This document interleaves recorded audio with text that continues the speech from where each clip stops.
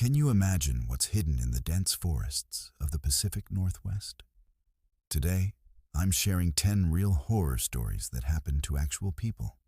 For the safety and privacy of those involved, names and locations have been altered. But I can assure you, these experiences are absolutely real and documented. Please tell me in the comments where you are right now and what time it is. If you enjoy these stories, make sure to subscribe to Dark Fears and press the bell icon so you don't miss any new videos.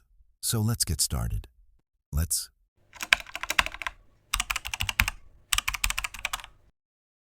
I go into the Pacific Northwest forests because nothing follows you there. No noise from the city, no conversations, no expectations. Just air, pine, and silence. That night, everything felt normal. I pitched my tent near a ridge overlooking the valley, the kind of view that usually calms people. The fire crackled softly, less like warmth and more like a fragile heartbeat in the darkness. I crawled into my tent, zipped it shut, and let the quiet swallow me. Sometime after midnight, I woke up suddenly, not to a sound, but to the absence of sound. The forest wasn't just quiet, it was listening. Then I heard it. Footsteps, slow, deliberate, circling my tent.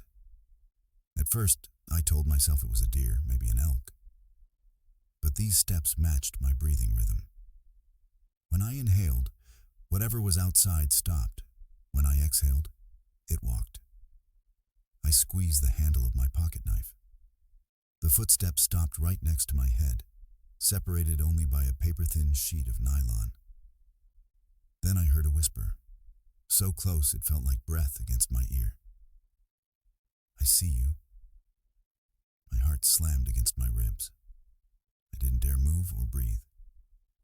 Whatever stood outside that tent knew I was awake, and it wasn't going anywhere. I stayed frozen in place, trying to make no noise. The footsteps began circling again, slow, patient, like something studying me. Every crunch of pine needles grew sharper, clearer, closer. Then a strange sound replaced the footsteps, sniffing, like someone pressing their face against the tent, inhaling deeply. The canvas pushed inward, and I felt the pressure move along the wall of the tent, tracing my outline. Animals don't explore tents like that. People don't breathe like that. The pressure disappeared. Then the zipper twitched. Someone, or something, was trying to open it. I slapped my hand against the tent wall, yelling, "Stop!" Silence swallowed my voice. Then, without a sound, something sprinted away through the trees. The forest erupted with snapping branches and pounding impacts. Far too fast for a human, too coordinated for an animal. I didn't sleep after that. At sunrise, I stepped outside. Dew covered everything, except the ground around my tent. That soil was disturbed, flattened. Tracks circled the tent repeatedly. Not shoes, not hooves. Bare human footprints, wide, long toes splayed as if the foot had never known shoes. I counted the circles. 1, 2, 3, 8. It walked around me 8 times, watching me. Despite every instinct screaming at me to leave, I convinced myself I had imagined it. Denial makes fools of us. I packed up and decided to hike deeper toward a lookout point, figuring daylight would steady my nerves. The main trail was familiar, packed dirt, worn signage, until it suddenly wasn't. A narrow side path appeared as if the forest itself had opened a doorway. I checked my map. No such route existed. Curiosity and stupidity pulled me toward it. The trees on either side leaned inward, turning the path into a tunnel of dark green. There were no sounds, not insects, not wind, not birds, just my footsteps and the shallow rhythm of my breathing. After several hundred feet, the trail ended abruptly at a small clearing. In the center was a circle of stones, arranged perfectly, deliberately, too symmetrical to be natural. But inside the stone circle, the ground was blackened, burned. The air smelled like singed hair and something metallic. Kneeling down, I noticed deep marks in the dirt, erratic, desperate scratches. They weren't symbols. They were claw marks from hands. Before I could react, a twig snapped behind me. I turned. A figure stood in the tree line, motionless, watching. Its silhouette was human, but tall. Too tall. The figure stepped from the shadow of the trees, and the world seemed to tighten around me. It was tall, taller than any human I've ever seen. Its body slender, limbs too long.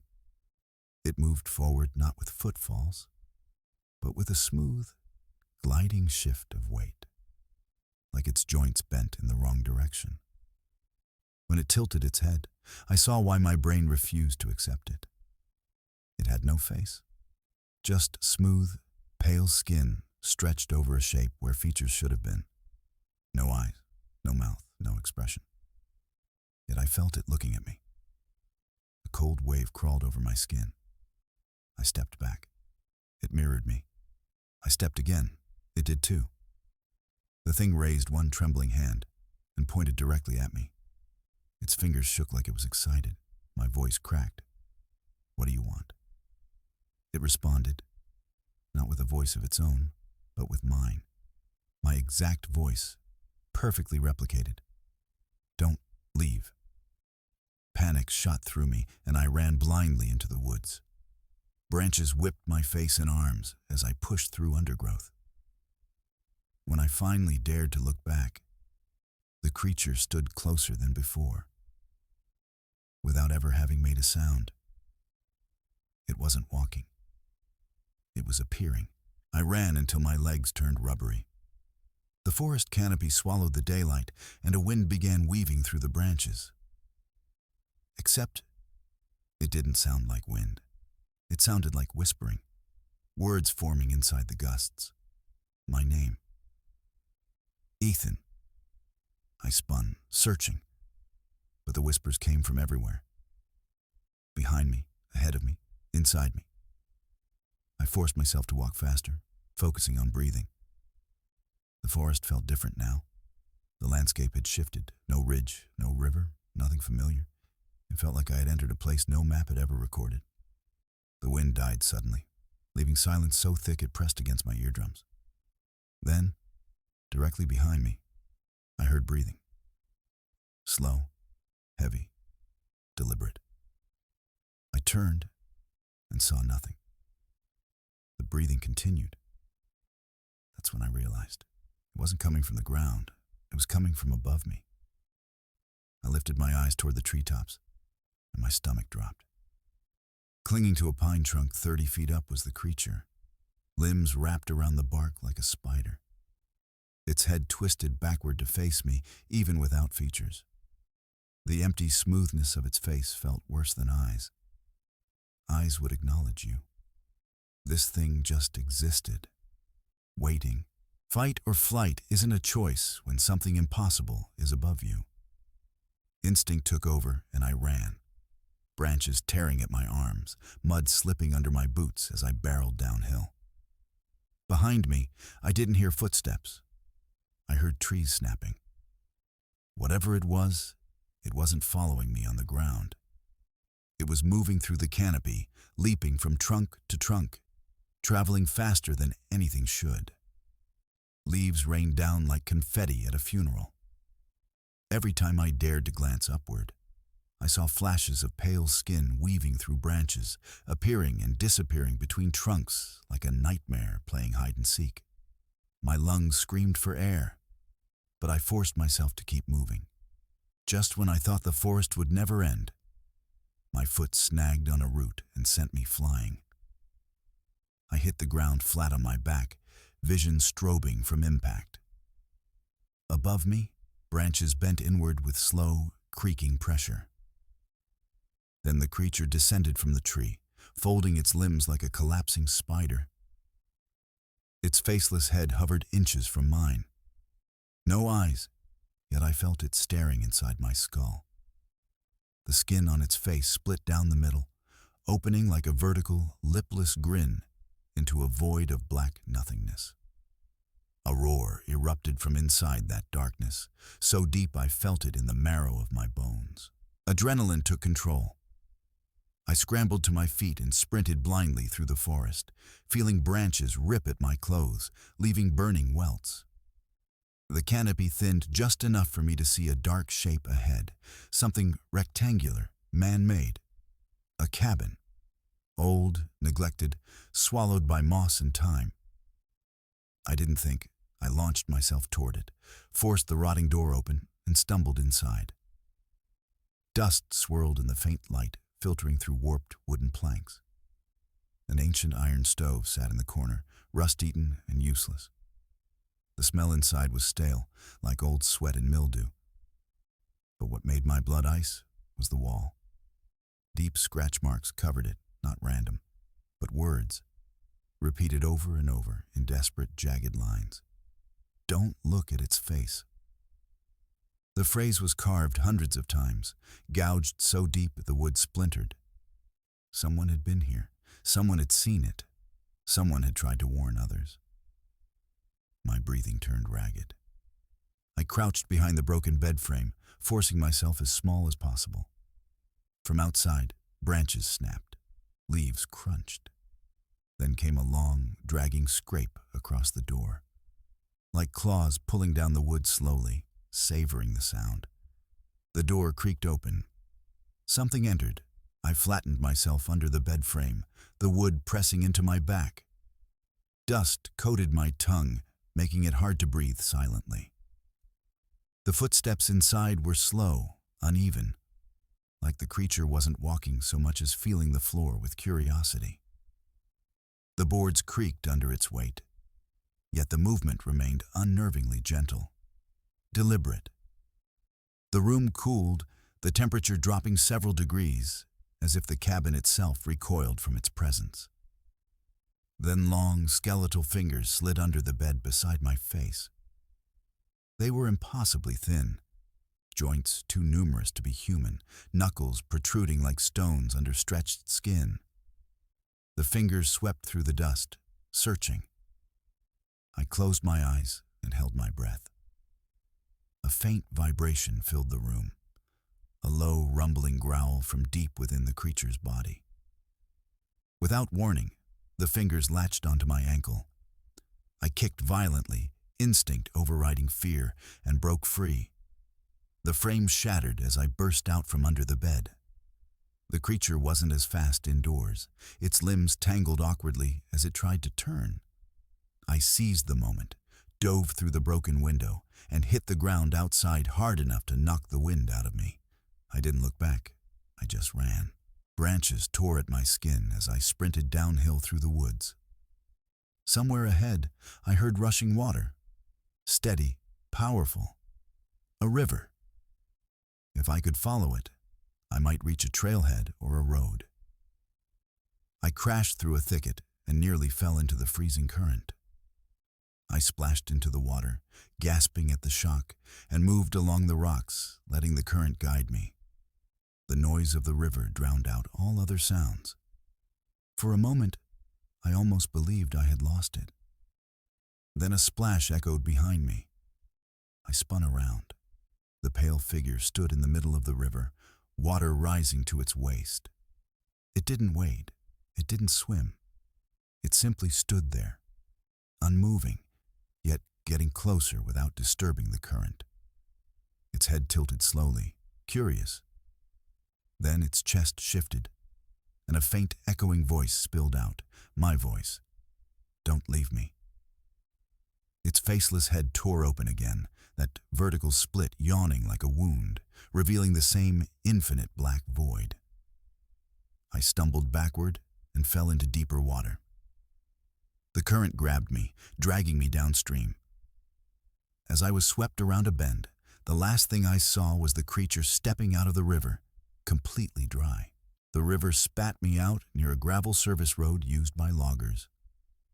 I collapsed onto the rocky shoulder, gasping.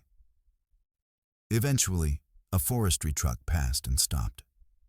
The driver jumped out, shouting, asking what happened to me, but all I could do was stare at the trees. Every shadow felt like it was watching me breathe. Search and rescue teams went into the forest later that week. They found my campsite. They found my torn backpack.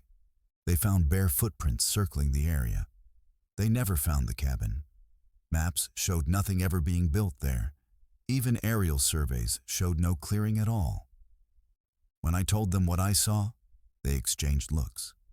One ranger quietly said, "People go missing up there. We don't talk about it." Weeks passed. I returned home, tried to sleep. But sometimes, late at night, when the wind is quiet, I hear breathing outside my window. Slow, deliberate, waiting. Last night, my phone buzzed with a notification from my outdoor trail app. A GPS location pin, pinged from deep in that same forest. A photo was attached. It was blurry, grainy, taken from far away. But the subject was unmistakable. A pale figure, standing in my backyard. The timestamp read, 2:39 a.m. The caption underneath read, in my own voice, "Don't leave me."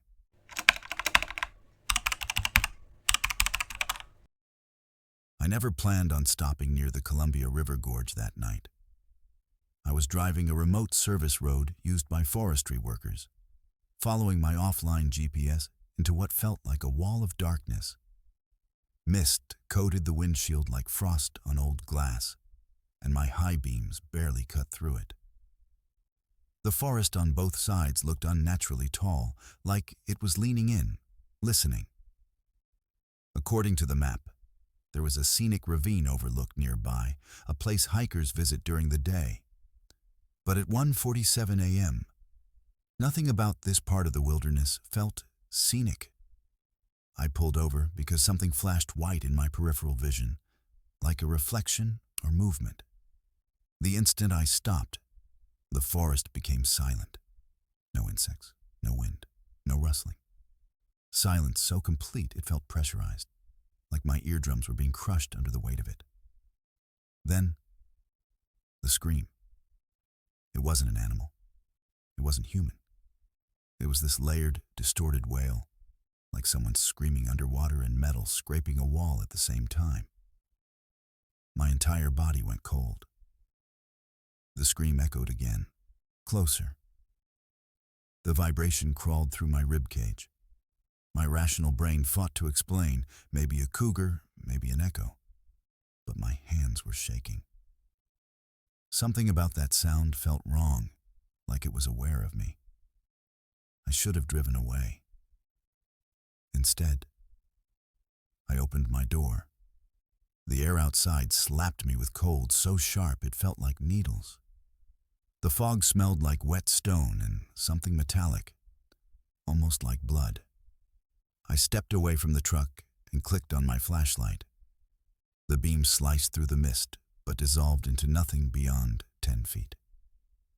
My boots crunched on gravel as I followed the faint path toward the ravine railing. "Hello?" I whispered into the dark, instantly regretting it. My voice sounded swallowed, smothered. The scream erupted again, this time from directly below me. It surged up from the ravine like pressure exploding through a crack in the earth. My flashlight shook in my hands. The beam skimmed over the trees below, and for a split second, I saw movement. Not climbing, not walking, crawling. Whatever it was moved in sharp, twitching motions, like a broken puppet being yanked by invisible strings. Long limbs, pale skin, too thin, too fast. Its body bent in ways a human skeleton shouldn't. It stopped. Even from that distance, I felt watched. The fog shifted, swallowing it whole. My heart hammered, and every instinct screamed to run. But my legs wouldn't respond. I couldn't break eye contact with the space where it vanished. Then, from behind me, gravel shifted, footsteps, slow, heavy, getting closer. I wasn't alone on that overlook. I froze. My brain didn't register the sound for what it was at first, just soft crunches of gravel, like someone dragging their boots. But when the steps stopped directly behind me, I felt it, a shift in the air, like something massive displaced the fog. I didn't turn around. Every instinct I'd trained over years of hiking and backpacking screamed the same thing. Predators want you to look. Turning means acknowledgement. Turning means prey. The scream rose again from the ravine, high pitch, layered, wrong. But now, a second noise joined it behind me. Breathing, wet, uneven breathing, as if the lungs pulling air weren't built for it. My hand tightened around the flashlight, knuckles white. I counted to 3 in my head, and spun around. There was no one, only fog. My beam swept the parking area and caught fresh footprints, deep, heel-dragging impressions in the wet gravel leading from the forest edge toward me. But no prints walking away, meaning whatever made them was still close. The ravine scream cut off abruptly. Everything became silent again, silent enough to hear my pulse pounding inside my skull. I backed toward the truck, keeping the flashlight low, checking every shadow. Then the door of my truck clicked open, all by itself. My breath caught in my throat. I knew I had locked the doors. I always lock them, especially when I'm alone in remote areas. The truck light cast a pale glow onto the fog, illuminating only swirling white and black shapes. I moved slowly toward the door, ready to slam it shut. "Hey!" The whisper came from inside the truck. Not a scream, not a voice from below. A whisper from the back seat, soft, childlike, like someone testing a new throat. My skin crawled. The interior smelled wrong, wet moss and something like copper. I aimed the flashlight through the open door. The beam lit the passenger seats, the center console, my half-empty coffee cup. All normal. Then I lowered the light toward the floorboard. Bare footprints, small, human-sized, soaked footprints like something came in dripping wet. My throat tightened. I backed up slowly, not wanting to trigger movement. But when I stepped away, the whisper grew louder. Don't go." I slammed the door and sprinted around the truck, nearly slipping on the wet gravel. I flung the driver's side door open, jumped inside, and jammed the lock button. I didn't look into the back seat. I didn't breathe. My hands shook as I shoved the key into the ignition. And something pressed its face against the back of my headrest. I didn't see its face, only felt the pressure of something leaning forward, the headrest sinking in. The truck smelled like cold river water and mildew. I turned the ignition, and the engine coughed, struggled, like the cold had killed it. Click, click, click.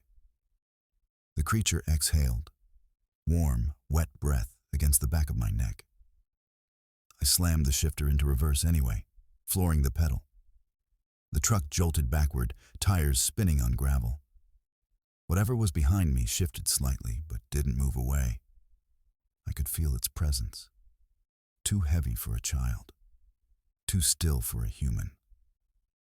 I didn't turn around. The truck finally lurched free, and I swung onto the narrow forest road. I kept driving, staring straight ahead as the fog swallowed everything.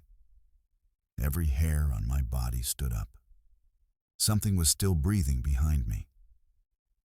When the pavement finally appeared under my tires, my eyes filled with relief.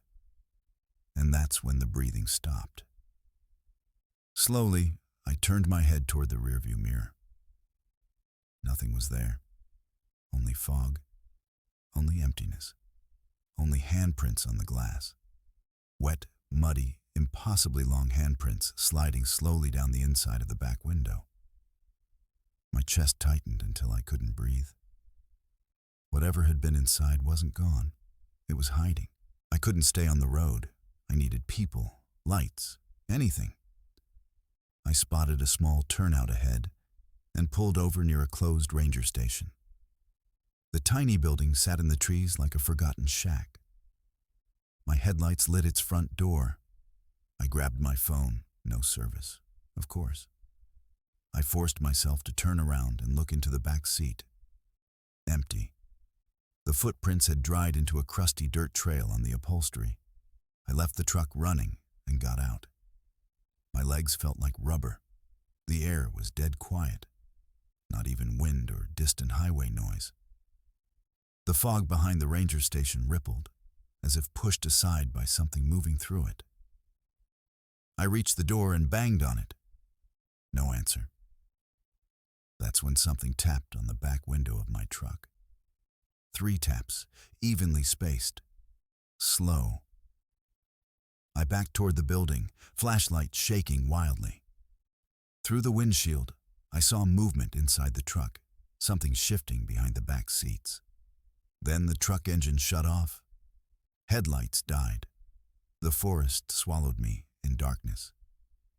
A shape unfolded out of the passenger side, pale, elongated, bending forward like it didn't understand how legs worked. It began walking toward me. Every instinct screamed, "Run!"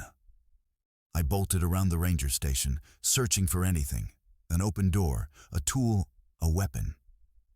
My boots sank into mud as I rounded the corner and found a basement hatch half buried in moss. I yanked it open and slipped inside, closing it above me. Darkness swallowed me. My flashlight shook violently as I scanned the small underground room. Old maintenance tools, shelves covered in dust, a cracked radio. I pressed myself into a corner and held my breath. My heartbeat felt loud enough to give me away. Above me, footsteps scraped across the hatch. Slow, deliberate. The radio behind me crackled to life with a burst of static. Help! I froze. The voice wasn't coming through the radio. It was mimicking a radio voice. Layered, shifting, wrong. You came back. The hatch hinges moaned. Dust sprinkled from above. My body trembled uncontrollably. I gripped an old metal wrench, ready to swing if the hatch opened. But instead of lifting it, the thing lowered its face to the crack and screamed. The ravine scream, raw, layered, vibrating through the walls and my bones. I dropped to my knees, wrench clattering on concrete, hands over my ears. It felt like being inside a jet engine made of agony. Then silence. The hatch stopped moving, and something began sniffing along the edges. I couldn't stay underground. When the sniffing stopped, I knew. It was waiting, like a spider outside a cave. I searched the shelves until I found something valuable. An old rusty emergency flare. One spark and that flare could blind anything in the dark. I counted to 3, burst upward, shoved the hatch open, and fired the flare. A violent red light exploded across the fog. The creature shrieked and recoiled. Now fully exposed by the flare's light, I finally saw it clearly. Pale skin stretched over bones, limbs too long, joints bent backward. Its face, no eyes, just smooth skin. A wide mouth torn at the corners like it had been ripped open. It was screaming, but not with its mouth. Its entire body vibrated like a tuning fork. I sprinted toward the truck. The flare burned bright, hissing in my hand. The creature regrouped and lunged. I dove into the truck, hit lock, jammed in the key, and prayed. The engine roared to life. The thing slammed onto the windshield, mouth splitting wider, dark fluid oozing between teeth. I floored it, and the force threw it backward into the gravel. I didn't wait to see if it stood back up. I sped into the night. The fog thinned as I reached a small diner on the outskirts of a town. I stumbled inside, shaking, filthy, still clutching the spent flare. The waitress took one look at me and froze. "You from the ravine?" she asked quietly. I nodded, her face drained of color. You shouldn't stop there. People hear things, voices, screams. They follow you back, and I tried to speak, but my throat was raw. She poured coffee with trembling hands. The smell of warmth and light grounded me. Then the bell above the diner door jingled. Cold air filled the room. Both of us turned. No one stood at the door, but the smell of wet stone and metal hit me like a wall. My blood chilled. I looked at the glass window and saw fresh, wet handprints sliding slowly down the outside. Impossibly long fingers dragging streaks across the surface. The footprints led away, toward the trees. The waitress whispered, voice cracking. Sometimes it chooses someone. I never returned to the Columbia Gorge. I sold the truck 2 weeks later. I moved states. I did everything I could to forget. But some nights, especially when it rains, I hear something outside. Soft tapping on my windows. 3 taps. Evenly spaced. Slow. Last night, I saw footprints on my balcony. Muddy, wet, heel-dragging prints. The same pattern from the overlook. I don't know what that thing is. A mimic? A hunter? A scream lurking inside the wilderness. But I know this. It doesn't stay in the ravine. It follows the one who hears it. The scream isn't random. It's a calling. And once it chooses you, it never stops looking.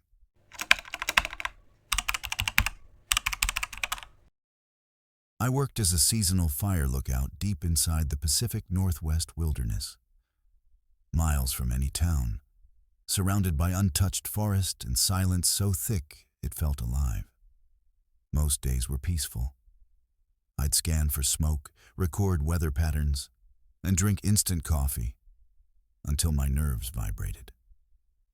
The lookout tower stood on a ridge, the kind of place where you could see forever. Sunsets drenched the mountains in red, and night brought a blanket of stars too bright to be real. But there was something out there that didn't belong. It started with movement in the tree line, a flicker of shape near dusk, always just outside the range of my binoculars. Too tall to be elk, too smooth to be a bear. At first, I dismissed it as loneliness messing with my head. You stay isolated long enough, hallucinations become company. One night, as I logged my end-of-day report, I saw a figure standing at the edge of the forest. A silhouette, still, watching. What bothered me wasn't its height, easily over 7 feet, or its posture, spine too straight, limbs too long. It was that it didn't move, not even when the wind howled, just stared. And I swear I felt it smiling. I convinced myself it was just a tree stump. That's what isolation does. It feeds paranoia. By the time I looked again, the silhouette was gone. I laughed nervously, made a note in my logbook, and tried to sleep. But around 2:14 a.m., something woke me. Not a noise, the absence of noise, no wind, no insects. Even the tower's usual creaks went silent. Then came footsteps, slow, deliberate, gravel grinding beneath weight that was far too heavy. My body locked up. The footsteps circled the tower base. One full rotation, then another. Whatever it was knew I was awake. I crawled to the corner and peeked through the narrow slit between floorboards. A shape leaned against the wooden support beam, too thin, too tall. And its head was turned upward, toward me. The footsteps stopped. Silence returned in a single breath, thick and suffocating. I didn't sleep the rest of the night. At sunrise, I climbed down the tower with a radio in hand, forcing confidence I didn't feel. I checked the dirt around the base. Footprints, not human, not animal. Each print was long and narrow, 4 elongated toe marks, claws digging into the soil. But the worst part wasn't the shape. It was that the tracks stopped suddenly, as if the creature vanished into thin air. By mid-afternoon, I tried to shake the unease. Lookouts are trained to stay rational, calm, observant. I brewed coffee so strong it tasted like burnt metal and returned to scanning the horizon. A storm front rolled in, and thunder rattled the metal railing around the deck. I checked the weather instruments, logged barometric pressure, wind direction, visibility. Then my radio crackled. Not with voices, with breathing. Wet, slow, close. I leaned in, thinking it was a hiker calling for help. "Base, this is Lookout Station 4. Do you copy?" Static, then whispering. "Still watching." Every hair on my neck stood up. I froze, gripping the radio tighter. "Who is this? Identify yourself?" A long pause. Then a sound like bones grinding. "Behind you." I spun around, heart slamming my ribs, but nothing was there. The tree line was still. Empty. Normal. The radio hissed again. "Sunset." I lowered the device, hands trembling. I wasn't imagining this. Something was communicating, predicting, warning, mocking. The storm raged on, but I heard no thunder, only the heavy thud of footsteps somewhere below. At nightfall, I tried to distract myself by organizing equipment. Binos, maps, flare pistol, emergency rations, anything. Around 11 p.m., wind rattled the windows, then abruptly stopped, as if someone shut the world off. No wind should stop instantly. Wind fades. I grabbed the binoculars and scanned the tree line.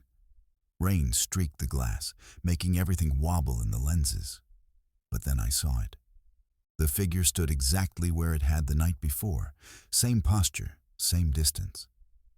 I focused. My pulse hammered so hard I thought I might faint. It was facing the tower, arms at its sides, still as stone. Lightning flashed. The figure disappeared.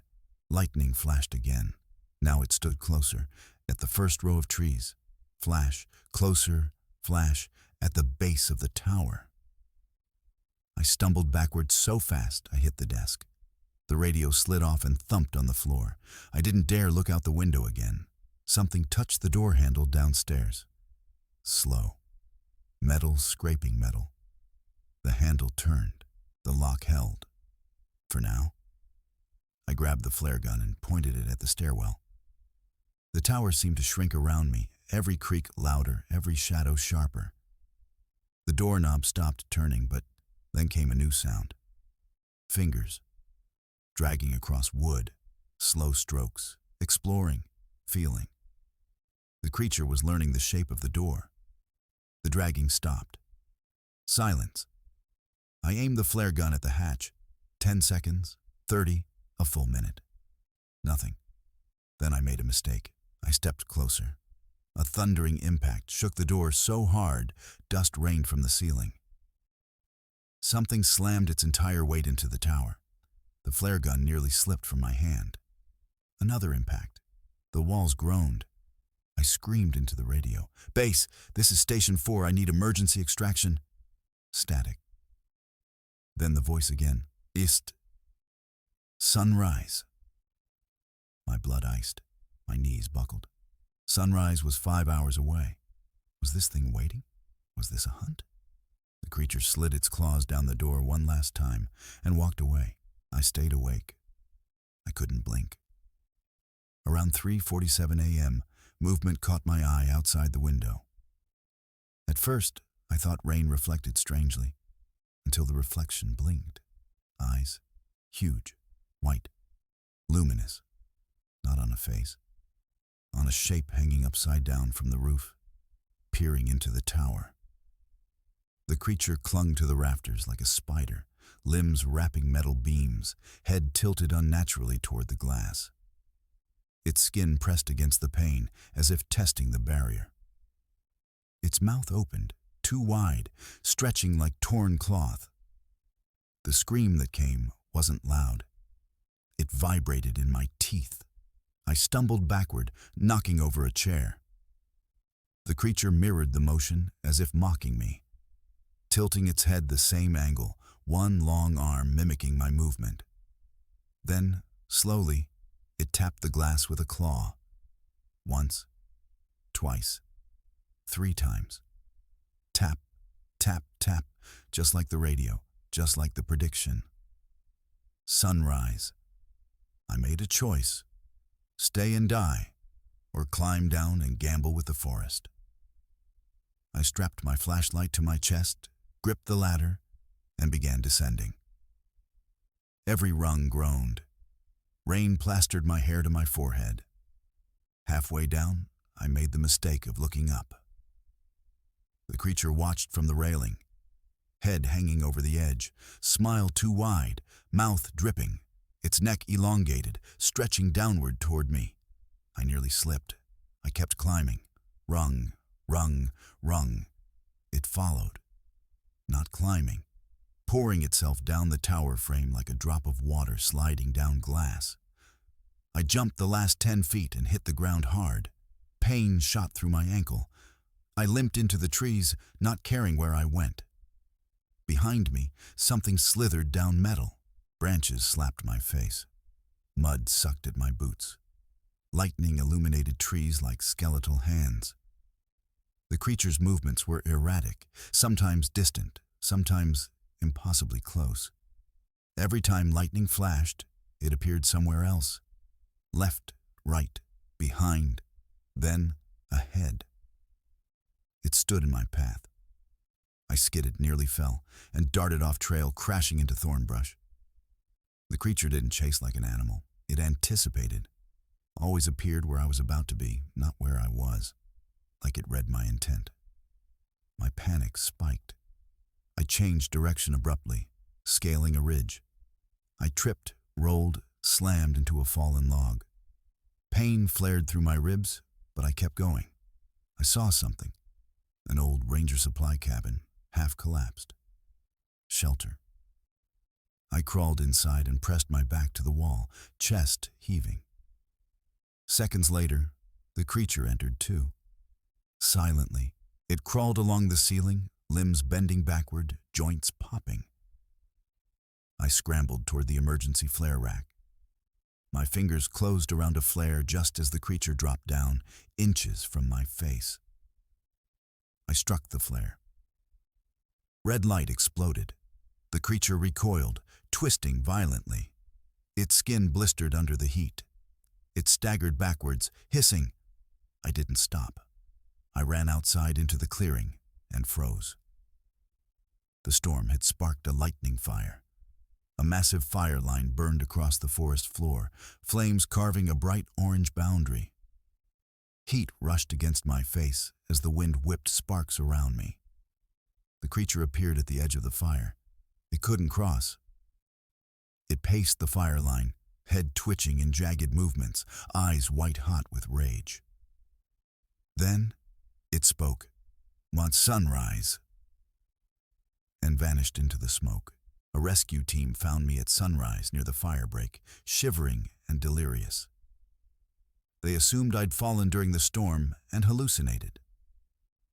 My report about the creature never made it into the incident logs. The Forest Service labeled it sleep deprivation plus stress. But here's the truth. Sometimes, at night, I still hear tapping on my windows. Once, twice, 3 times. I changed careers. I moved to the city. Concrete, crowds, noise, anything to drown out silence. But silence finds me. Last week, during a blackout, I walked past my kitchen window and saw 2 white eyes reflected in the glass. Watching. Waiting. It isn't tied to the forest. It's tied to the one who saw it. And now that I've written this, I know it's reading along.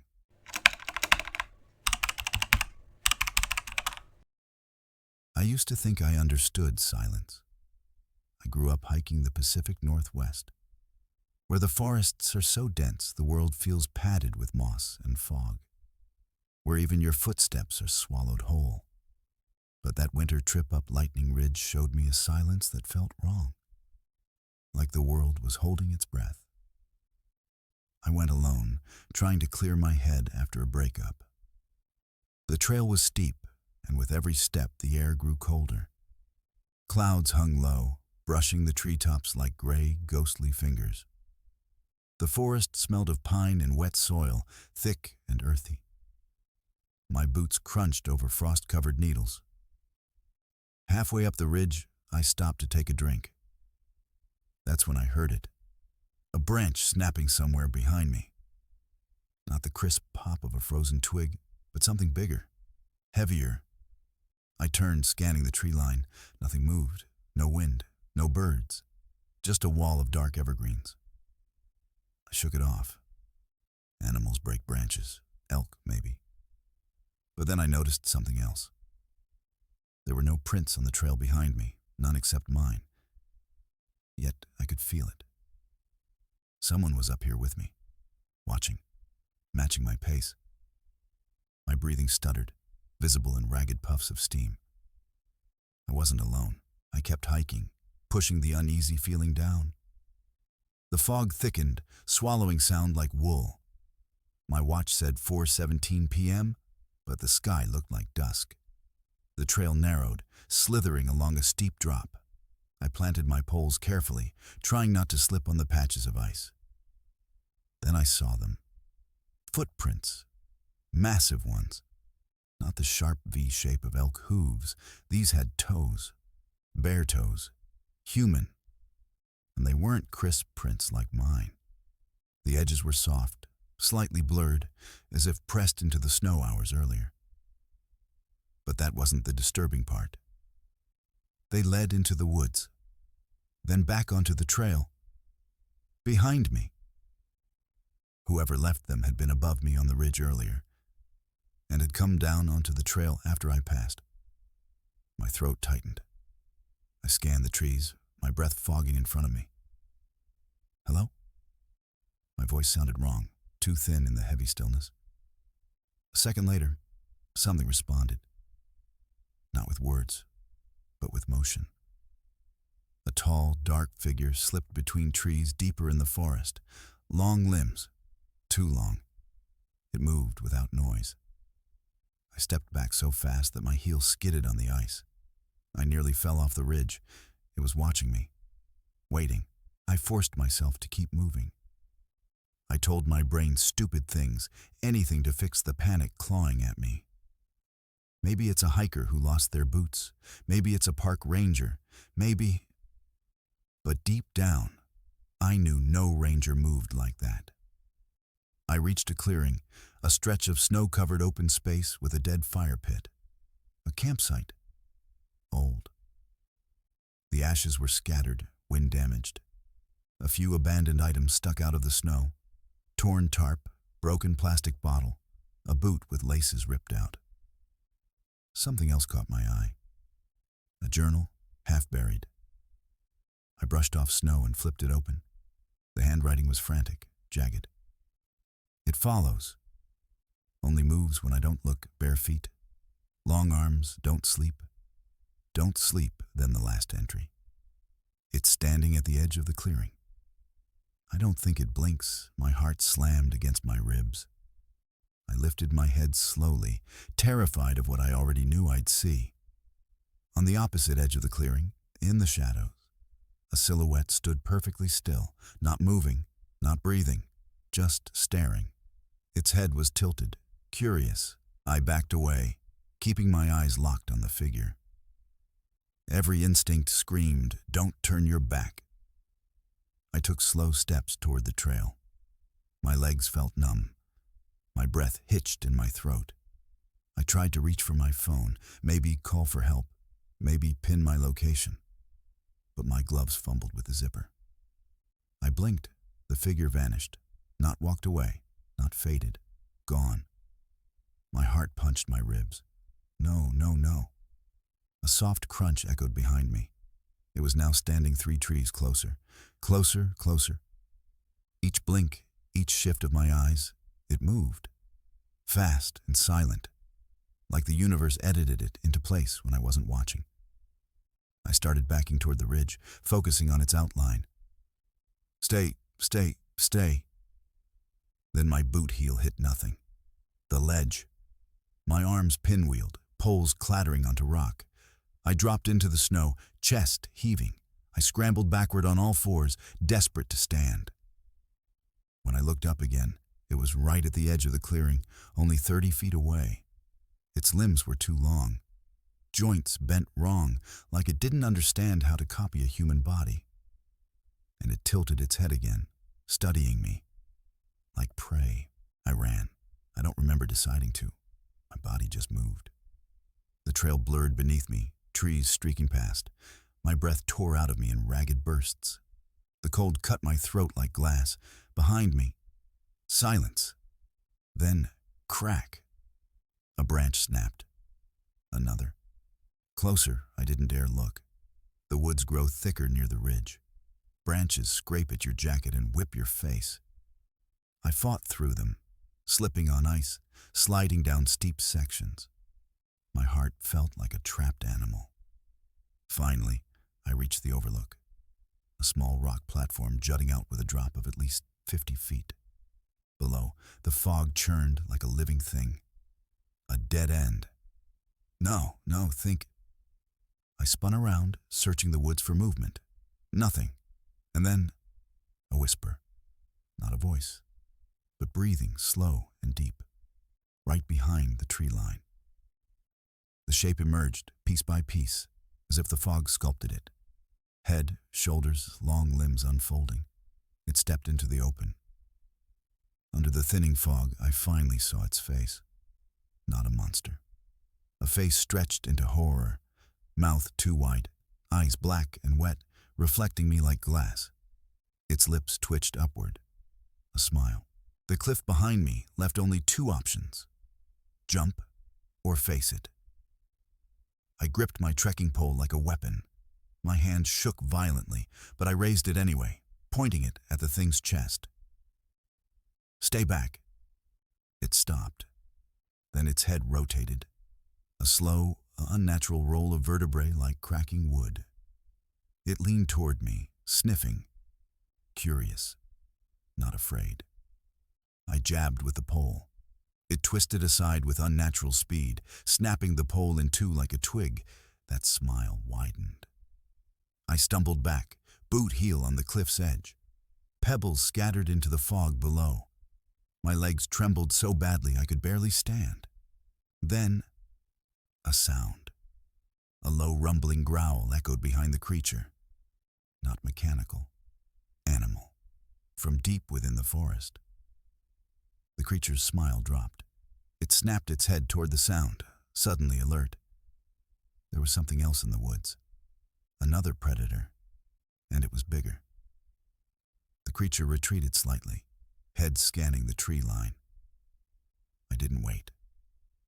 I slid sideways along the edge of the cliff, using roots to stabilize myself, heart pounding.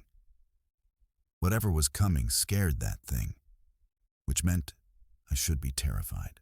I scrambled along the ridge path until I reached a steep, snowy descent. I didn't climb, I slid, half controlled, crashing through drifts, scraping my palms on hidden rocks. Pines whipped past me in a blur. The forest below opened into a frozen creek. I splashed through icy water up to my ankles, gasping at the shock. My muscles tightened. Every breath burned. Behind me, something crashed through branches, fast, violent. Not the silent watcher, the other thing. I could hear its massive weight shaking trees. The silent watcher stayed above, pacing the ridge, tracking me from the high ground. It wasn't following the creek. It was hurting me. I ran until I reached a fallen log, acting like a bridge across the creek. Halfway across, the sound stopped. Silence. Then, from the ridge, a figure leaned out over the edge, peering down at me. Tall, still, watching. I felt like a mouse between two owls. I forced myself across the log, almost slipping. On the other side, I grabbed a branch and hauled myself up onto a slope. A shape eclipsed the moonlight behind me, huge, shouldered, breathing hot air onto my neck.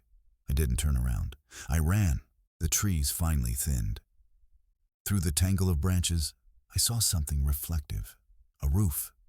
A ranger cabin. I stumbled toward it, slipping on roots, lungs burning. I slammed into the door and twisted the handle. Locked. No, come on!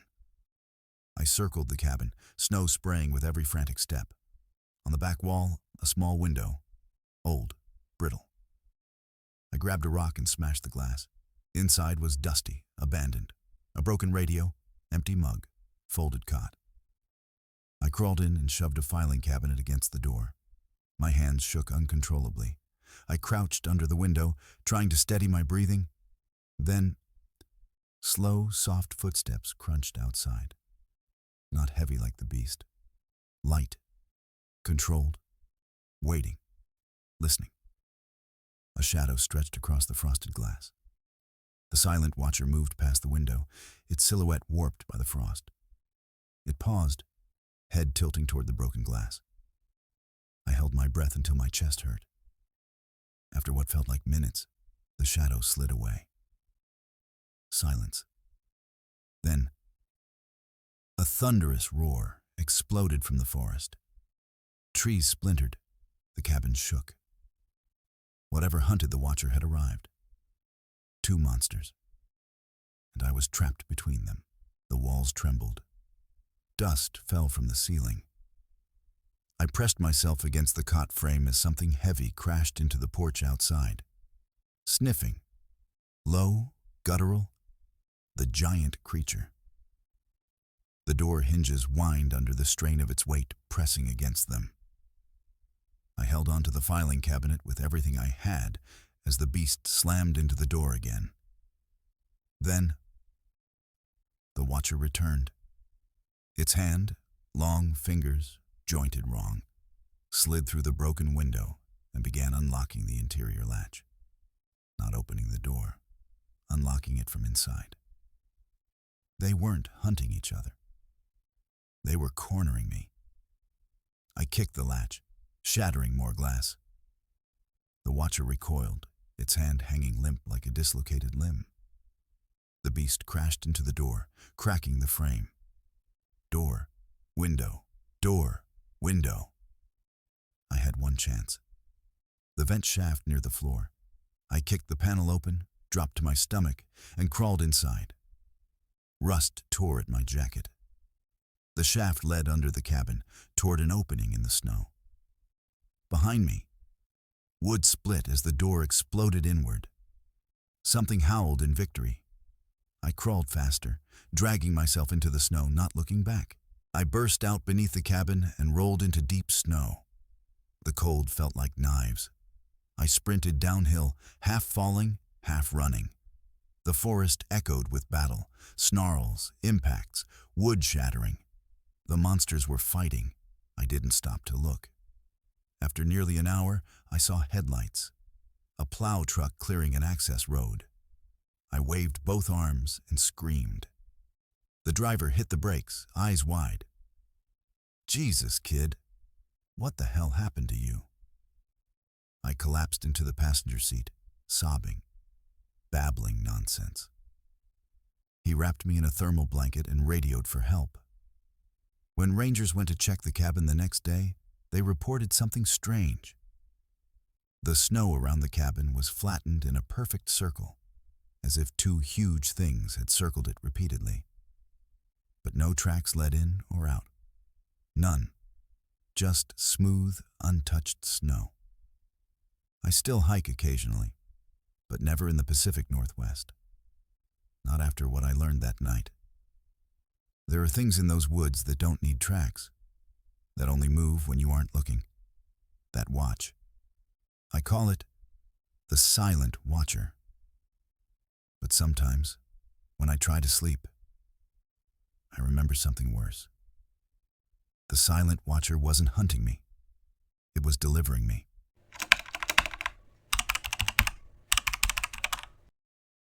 You don't notice how loud the world is until you finally reach somewhere genuinely silent. That's what hit me first when I hiked up Crater Peak. A mountain surrounded by dense wilderness, no ranger patrols, and no maintained trails.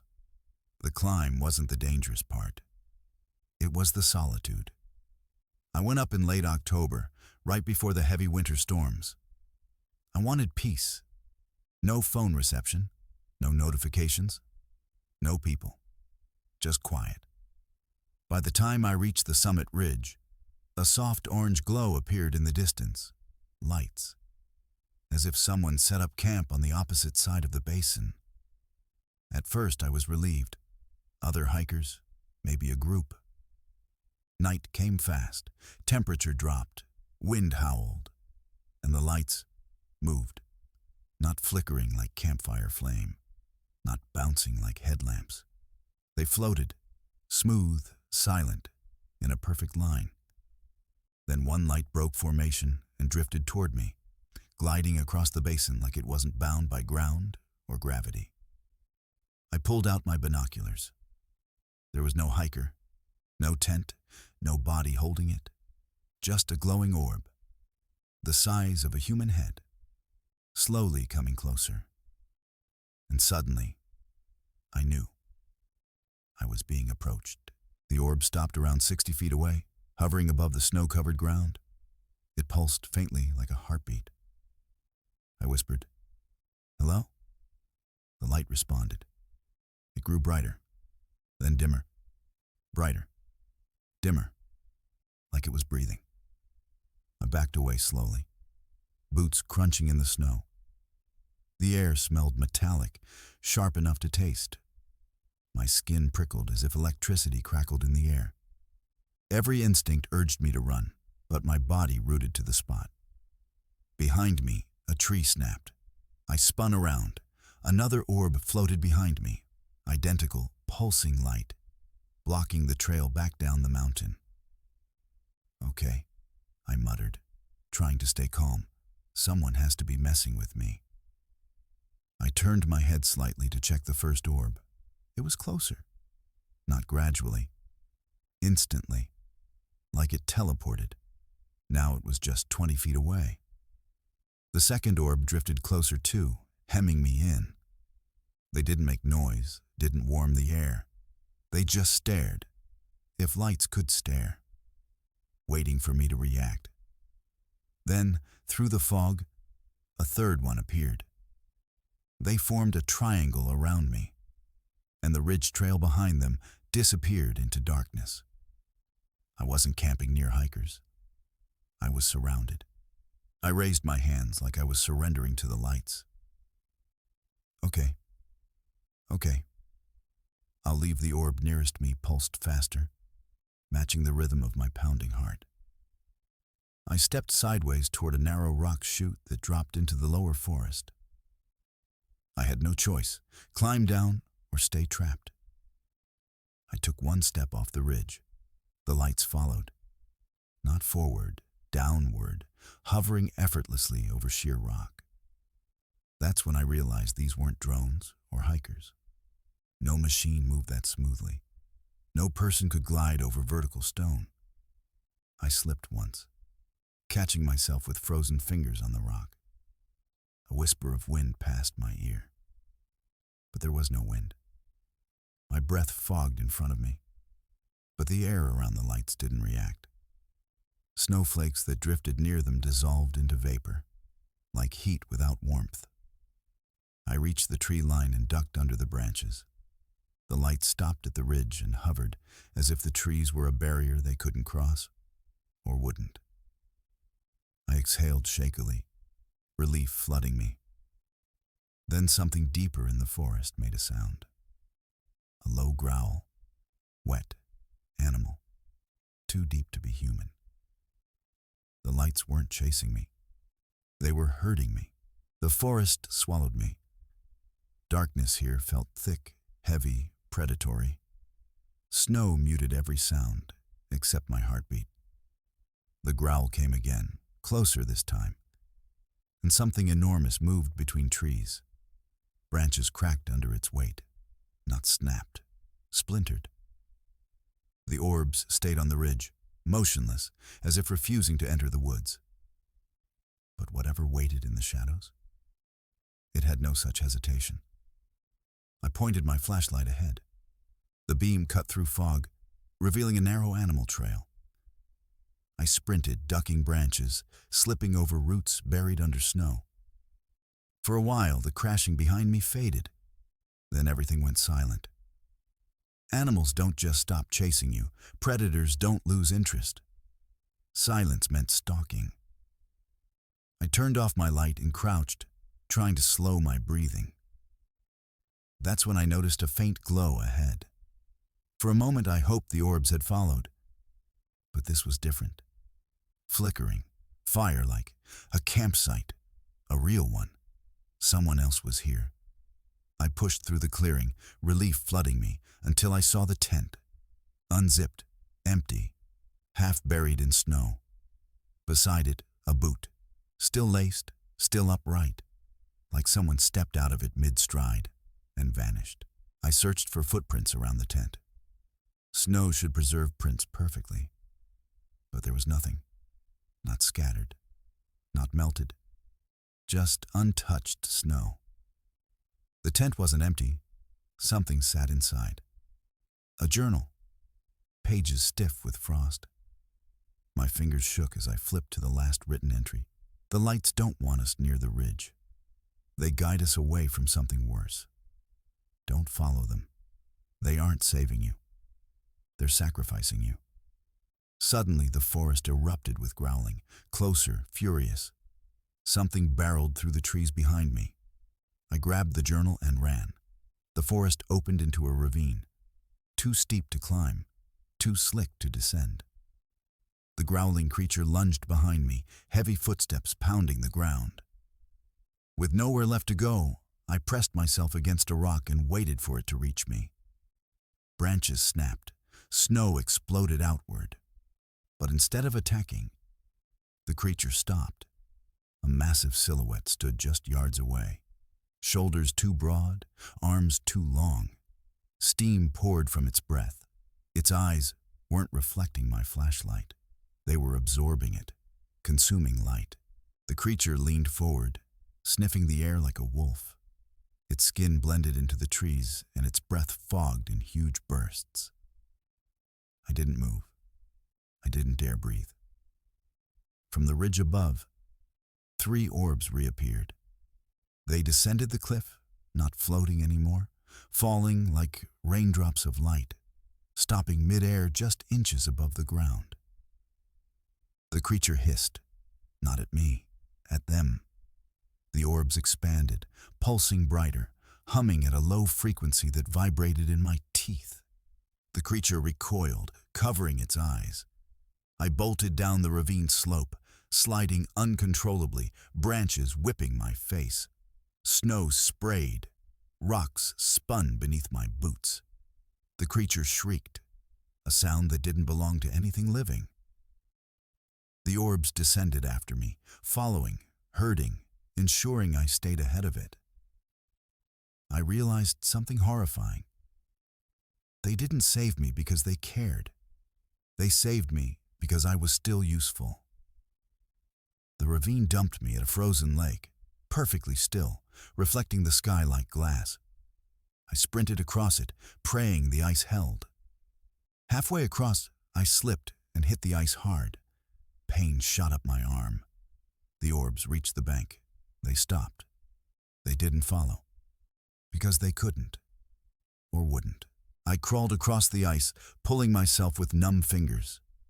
Every movement echoed through the frozen surface. Cracks spiderwebbing under me. When I reached the opposite shore, I collapsed into the snow and rolled behind fallen logs. The creature reached the lake's edge. Its massive silhouette loomed over the orbs. They pulsed in warning, brighter, sharper. The creature stepped onto the ice. Crack. The lake groaned beneath its weight. It didn't care. It locked eyes on me, 2 voids drinking in the moonlight, and started forward. Each step cracked more ice, a hunting strategy, not a mistake. I forced myself up and ran through thick undergrowth, branches ripping my jacket and skin. Somewhere behind me, the ice shattered. Silence.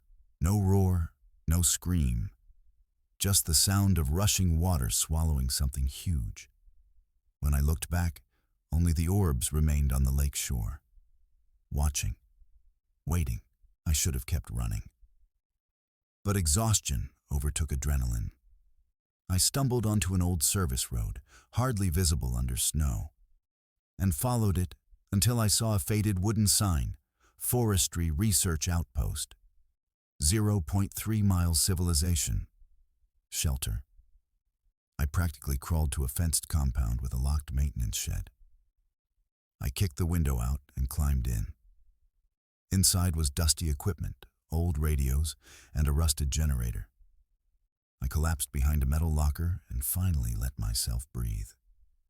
Minutes later, the door handle rattled. I froze. Glass crackled outside as footsteps circled the outpost. Slow, deliberate. Not the creature's heavy tread. The orbs, searching. I covered my mouth to muffle my breathing. After several minutes of silent stalking, the footsteps stopped. The doorknob turned again. This time, it clicked. Unlocked. The door creaked open. A soft light flooded the room. I shielded my eyes as light poured in. The orb hovered just inside the doorway, close enough that I could feel the air around it vibrating. Another floated behind it, and then a third. They formed a circle around me. My backpack lifted off the ground, not by hands, but by pressure, like invisible fingers grabbed it. It opened in midair, contents spilling everywhere. The journal from the abandoned campsite slid out onto the floor. One orb hovered above it, scanning the page like it could read. The journal page flipped on its own. The lights are not guiding you away from danger. Another page flipped. They are guiding you toward it. The orbs dimmed, then repositioned themselves, forming a line toward the open door, inviting me, leading me. I walked out, trembling. The forest was silent. The orbs floated ahead in sequence, one after another, guiding me downhill. A soft, human-like voice whispered from nowhere, "Keep walking." The voice wasn't coming from the orbs. It was inside my head. At dawn, the forest thinned. A parking lot appeared through the trees, my truck frost-covered, untouched. I sprinted toward it, sobbing with relief. The orb stopped at the tree line, hovering, watching. I unlocked my door, threw myself inside, and floored the engine. As I drove away, I looked in the rearview mirror. The orbs weren't chasing me. They were returning to the mountain, to wait for the next person. I didn't stop driving until I reached a gas station 2 hours away. The attendant stared as I staggered inside. "Rough night?" he joked. I opened my mouth to explain, to warn him, but something stopped me. A voice, soft inside my skull. "Do not tell them." My throat locked. No sound came out. I ran to the restroom, turned on the faucet, and splashed water on my face. On the mirror, written in the steam, "You were delivered." My knees buckled. The orbs didn't save me. They offered me. And something else in those mountains is waiting for the next offering.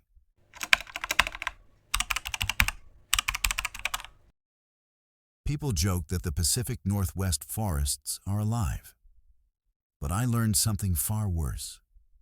Something in those woods is watching us back. Last fall, I volunteered for a backcountry cleanup crew along a remote section of the Cascades. The trail was barely marked and rarely visited, miles away from the nearest road, deeper than any cell signal could reach. The air smelled like rain-soaked bark. Moss covered everything, even boulders the size of trucks. The canopy above was so dense it turned noon into dusk. On the second day, we discovered something strange. A tree platform about 30 feet up, with a rope ladder dangling in the wind. Not a hunter's stand. Too big, too old, almost like a tree house. We joked about someone living there, but our guide, David, went pale. "There are reports of a man," he said quietly. "A hermit. Locals call him the Tree Dweller. He lives up there, watches hikers, follows them." We laughed it off, but David wasn't joking. That night, while we set up camp, I looked up and froze. There was a silhouette in the branches. Not an owl, not an animal. A man, sitting, looking right at me. I blinked hard, expecting the silhouette to vanish when I refocused. It didn't. The figure didn't move, didn't shift, didn't even tilt its head. Just sat on that platform. Perfectly still, like a carved shadow. "Someone's up there," I whispered. David didn't look. He just muttered without emotion, "Don't acknowledge him. Just act normal." My stomach dropped. He said it as if this wasn't new. We pretended to keep setting up camp, but I could feel the hair rise on my arms. There was something deeply wrong about the stillness in the branches, predatory stillness. I forced myself to keep working, hands shaking as I clipped my tent poles together. When I finally looked up again, he was gone. No sound, no movement, just empty branches swaying slightly. That night, I barely slept. Every crackle of brush, every rustle of needles sent my imagination spiraling. In the early hours before dawn, something brushed the outside of my tent. Slow, deliberate, like fingertips. I froze, holding my breath. My heart hammered against my ribs. A faint whisper drifted from outside my tent flap. Still here. I stayed awake until sunrise. At sunrise, I exited my tent and expected to tell the others what I'd heard. But someone else got to the shock first. David pointed silently toward the dirt near our fire pit. Footprints, bare footprints. They circled each of our tents like a slow, careful inspection. They were small, thin, like someone severely underweight. We followed the prints with our eyes. They vanished at the base of a tree, and then reappeared again 30 feet up on the platform. He had climbed it without a ladder. None of us spoke. We packed up camp faster than I ever have in my life. I wanted out of those woods, but the next leg of our cleanup was further along the trail. Turning back meant another full day of hiking, and we didn't have the emergency supplies for it. By afternoon, rain rolled in, soaking our gear and turning the trail into mud. The moss looked like slick carpet draped over everything. Every sound, every raindrop, seemed too loud. At one point, I felt eyes on my back. I looked up. Tree to tree through the fog, I saw him again. Not climbing, swinging from branch to branch like some sunken, malnourished spider. Watching us. That night, the forest became a cage. We made camp beside a shallow creek. The constant sound of flowing water felt like white noise, like maybe it would drown out any other sounds. But instead, it made everything harder to track. Every splash could be him. We didn't speak. We didn't make a fire. Around midnight, I heard scratching above my tent. Not footsteps, hands. Slow, dragging nails tracing along the fabric. I held my breath. The scratching stopped. Then a voice, faint, strained, like someone who hadn't used their vocal cords in years, whispered, "Don't leave." I shot up and unzipped the tent, flashlight trembling in my hand. Nothing, no branches overhead, no movement, just tall trees dripping rainwater like tears. Then the beam of my flashlight caught something. A face, pressed against a tree trunk, pale as bone, eyes completely black, no whites, no pupils, just void. He crawled backward around the trunk, disappearing into darkness without making a single sound. We confronted David at sunrise. "What the hell is that thing?" David rubbed his temples, exhausted. He used to be human. A hermit, lived off-grid for decades. People say he stopped coming down from the canopy entirely. They say he became something else. You knew he was real, I accused. I hoped he wouldn't show up. That didn't help. We kept moving. The forest grew darker, even though it was morning. Moss hung from every limb, heavy like drenched fabric. The ground dipped into soggy areas that smelled of decay. The air tasted cold, metallic. Around noon, we reached a section of forest where the trees were carved. Symbols, claw marks, number, too sharp, too intentional. They formed spirals, overlapping, intersecting.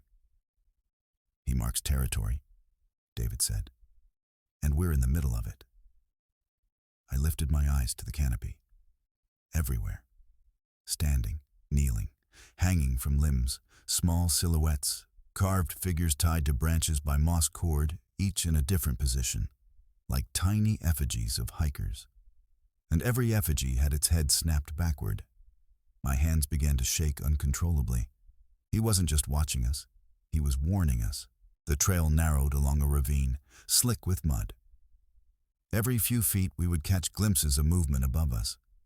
Not directly, but in our peripheral vision. A hand gripping a branch, a leg tucking behind a trunk. Silent, precise, watching. The ravine forced us into single file. My boots slipped constantly in the mud. The drop beside me was steep, 20 or 30 feet. If I fell, that was it. Suddenly, a branch snapped above us, heavy, intentional. I spun around just in time to see a figure drop, landing silently on all fours behind the last hiker, Alex. He didn't scream. An arm wrapped around his neck and dragged him upward with impossible speed. His boots left long gouges in the mud as he clawed at the slope. I lunged, grabbing his wrist. "Hold on!" Alex's eyes widened with animal terror as he was lifted off the ground. The man's skin was stretched tight over sharp bones, and he moved like a spider, limbs bending in ways they shouldn't. The rope ladder dropped from above. Then both were gone into the canopy. Silence. We searched. We screamed his name. No answer. David forced us to keep going. He's gone.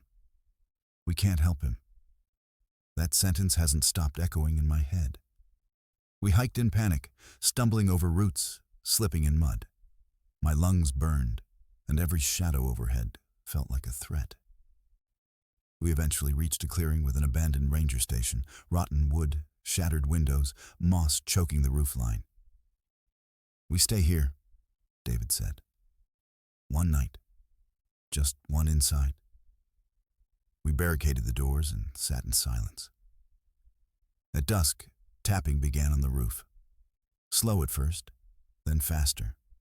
Dozens of fingers drumming. Then, something slid across the skylight.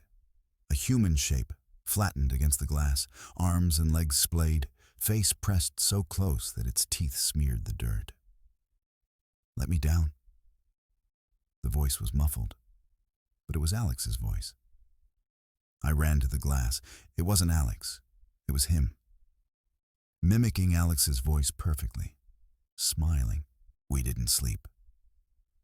All night the scraping continued, hands dragging across walls, glass vibrating under the pressure of palms. Sometimes it sounded like multiple hands, sometimes like one.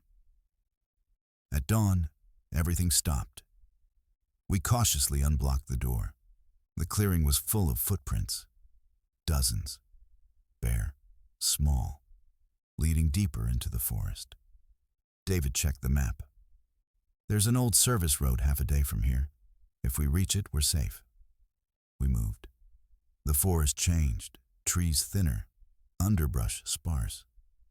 I could finally see the sky through fractured openings. My hope grew with every step. Then we found the rope.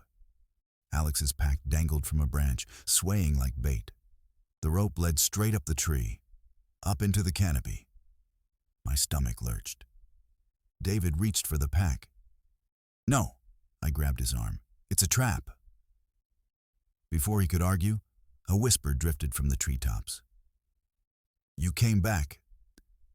Branches shook violently as something leapt between them, circling us overhead. Running wasn't a choice anymore. It was the only option. We ran. Branches whipped my face, mud sprayed up my legs. The sound of movement above us, fast, coordinated, tracked our every step. He wasn't chasing us on the ground. He was following from the canopy. We burst onto an old, overgrown service road. David pointed ahead. "There!" A maintenance shed. We sprinted. Halfway there, something dropped from the trees and slammed into David. The impact was sickening. He screamed as he was dragged back toward the tree line. I grabbed a rock and threw it, striking the creature's ribs. It hissed. Not like an animal. Like a human trying to remember how to breathe. David looked at me, eyes pleading, before the creature pulled him upward into darkness. His scream faded into the canopy. I ran, tears blurring my vision. I reached the shed, slammed the door, and shoved a heavy toolbox against it. I waited, gasping, listening. Silence. For the first time in days. Silence. I don't remember falling asleep. I woke hours later, stiff and shivering. A sliver of daylight leaked through the warped boards. Quiet. I cracked the shed door open. He was leaning against a tree only 10 feet away. Tall, emaciated, skin stretched over bone, his head tilted slowly like a bird studying prey. Then he stepped back, climbing the tree without using his hands, feet gripping bark like a bat. Halfway up he stopped. He pointed at me. Then he pointed deeper into the forest. An invitation. I didn't take it. I ran until I found a ranger patrol on ATVS.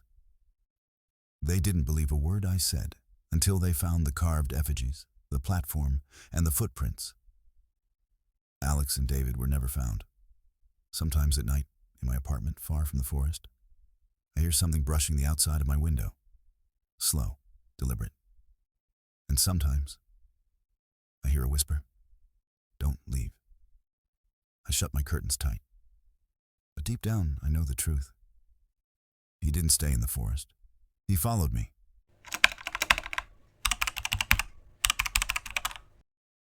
I signed up for search and rescue because I wanted to make a difference. I didn't expect my first real mission to break me. The call came in on a fog-soaked October morning. A 10-year-old boy named Ethan had vanished near Devil's Creek. His parents said he was only 20 feet ahead of them on the trail, and then he was gone, like the fog swallowed him. The ranger briefing us said something that chilled me. Devil's Creek has a history of disappearances. Stay on the trail. Do not go into the brush. We split into teams of 2. My partner, Torres, was an experienced ranger with a face carved from granite and a voice that never cracked. Mist curled around our boots as we entered the forest. Devil's Creek was beautiful, but in a suffocating way. Huge cedars, moss hanging like wet curtains, the sound of rushing water somewhere beyond sight. Every now and then, the fog parted and revealed dark, endless timber.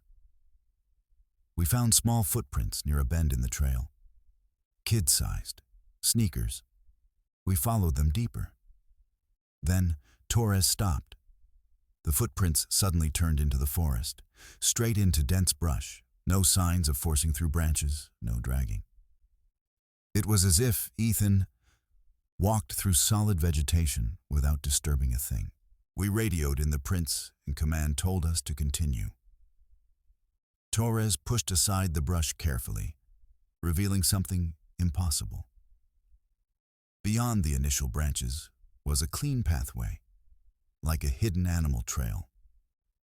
Except the footprints continued with perfect clarity, evenly spaced, heading deeper. Why would a kid go off trail like this? Torres muttered. I didn't have an answer. The forest closed in on us. The deeper we went, the quieter everything became. No wind, no birdsong, not even the distant rush of the creek. My heartbeat felt too loud. We reached the creek bank. Tiny footprints led right up to the edge, then stopped. I scanned the water. The current was fast, violent, a continuous roar of white foam against jagged rocks. A fall into that water would kill anyone. No footprints returned, no slide marks, no disturbance. Maybe he slipped, I whispered. Torres shook his head.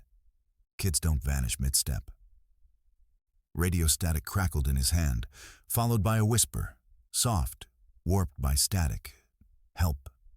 I grabbed the radio. Ethan, can you hear me? The voice repeated slightly louder. Help. Torres swallowed.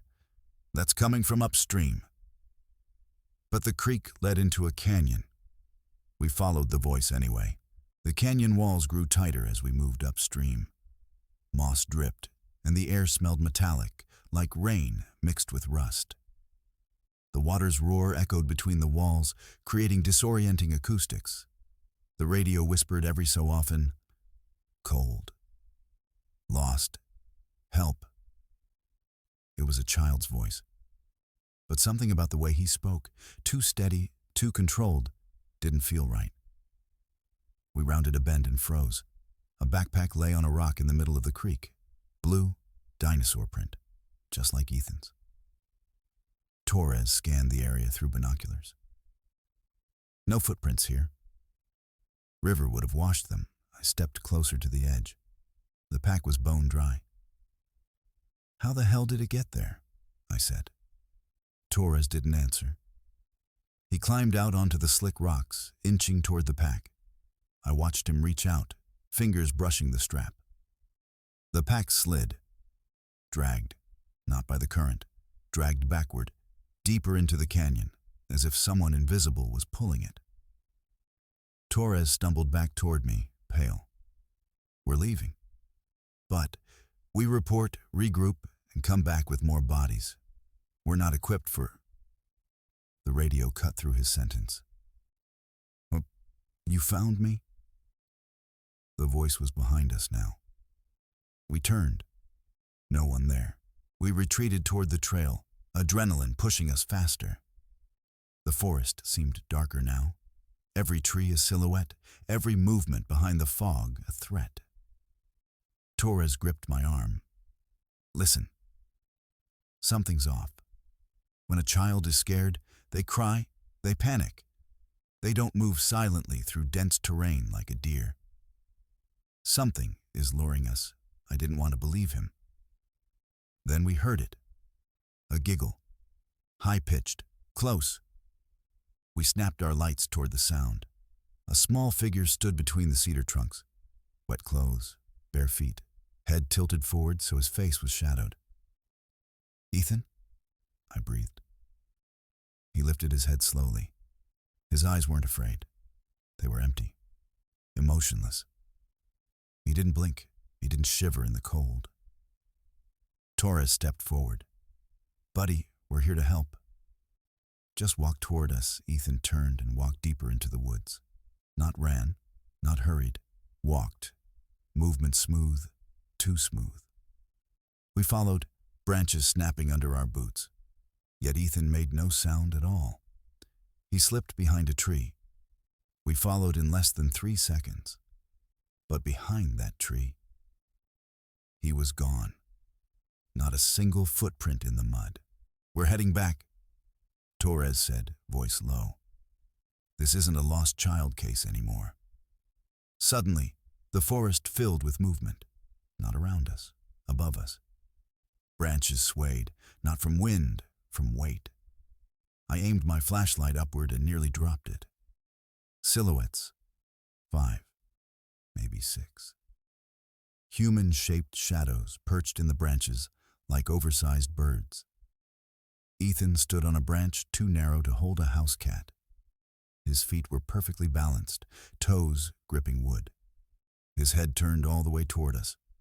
far more than a neck should turn. Torres grabbed his radio. "We need extraction." The radio emitted a violent burst of static, and then, "Why didn't you save me?" More voices joined in, overlapping whispers, hundreds of them. "You left us. Stay. We're cold." Torres fired a warning shot into the air. The sound echoed through the trees. All the silhouettes vanished, not jumped. Vanished. Ethan remained. He pointed deeper into the forest, not for us, inviting us. Torres yanked my sleeve. "We're running." Now we sprinted through the forest, ankle-deep mud gripping our boots like hands. Branches slashed our jackets. Fog swallowed the beam of our lights. Behind us, footsteps pattered, light, uneven, many. Children. But the sound wasn't right. Their feet didn't hit the ground. It sounded like they were bounding between trunks, moving faster than any human should. A voice echoed through the forest, warping between trees. "Don't leave us." We burst back onto the main trail. I spotted a landmark, an old ranger sign half swallowed by moss. "This way." We tore down the trail, hearts slamming against our ribs. Only when we reached a flat, open section did Torres slow, gasping. "We're close to the lot." A child's voice whispered inches from my ear. "Stay." I whipped my head around. Ethan stood behind me, so close I could see water dripping from his eyelashes. He smiled. Something moved beneath his skin, like fingers pushing from inside. Torres grabbed me and shoved me forward. "Run!" When I looked back again, Ethan was gone. Not walked away. Gone. We reached the parking area at sunset. I saw our trucks, safety civilization. We sprinted the last stretch, lungs burning. Torres fumbled with the keys, swearing under his breath. I climbed into the passenger seat and slammed the door. Torres started the engine. Just before we pulled out, I glanced toward the tree line. Ethan stood between the trunks, half hidden in shadow. His head tilted slowly. His mouth opened wider and wider, as if jawbones were unhinging. Then he lifted his hand. Not a wave, a beckoning. "Come back." I blinked, and he vanished into the fog. We drove in silence. Miles later, Torres finally spoke. "You don't repeat what we saw." "No one will believe it." I stared out the window, shaken. "But Ethan disappeared in 1998, Torres said. I turned. "What?" Torres gripped the wheel tighter. This wasn't the first search. His parents report seeing him, hearing him. Every few years, my blood ran cold. What happens to the people who follow him? Torres didn't answer. 2 days later, I returned to the station to log my report. The supervisor, a grizzled man who'd worked SAR for 25 years, pulled me aside.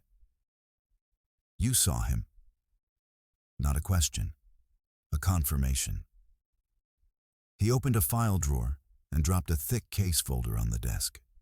Newspaper clippings, missing child flyers, hand-sketched maps of Devil's Creek. "Every 5 to 7 years, he said, someone reports seeing a boy.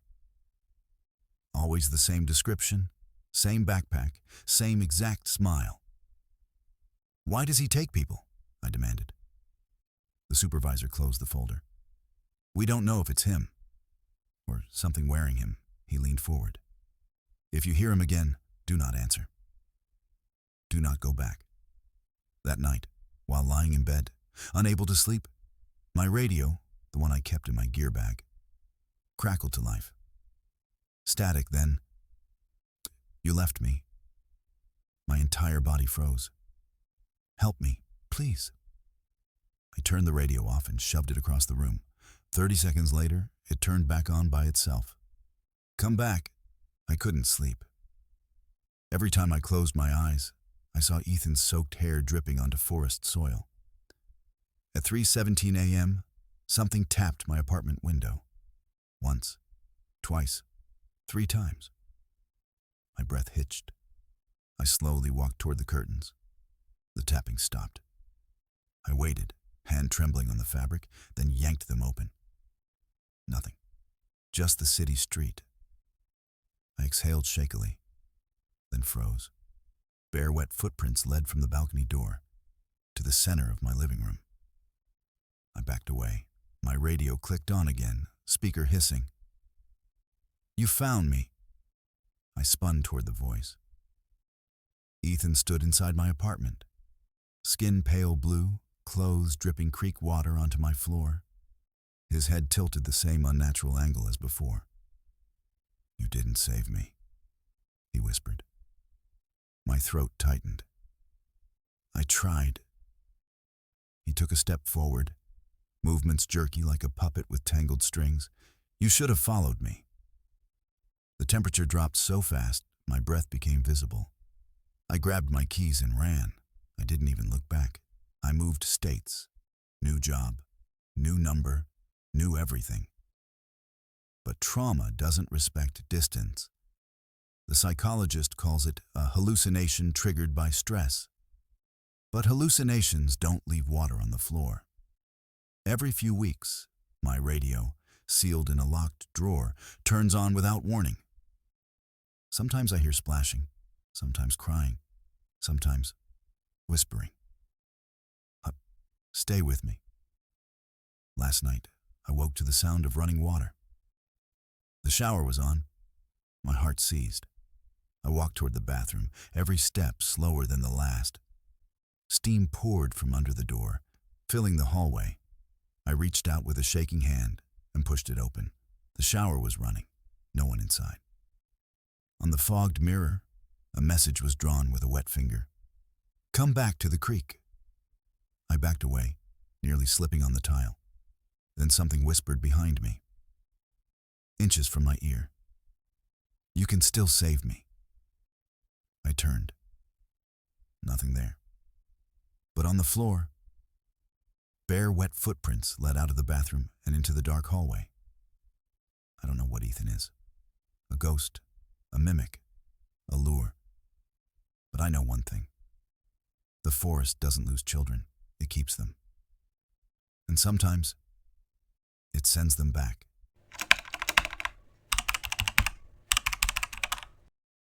I've spent most of my adult life backpacking, but nothing prepared me for what I found in the Cascades last summer. I'd been hiking alone for 2 days, following a marked trail toward a lake where I planned to camp. The weather was typical Pacific Northwest, misty, damp, and smelling like wet stone and pine sap. My map showed a straight trail, but somewhere past mile 8, the markers disappeared. The woods felt strangely quiet, like the air was holding its breath. Then I saw it, a clearing, not a natural one, too perfect.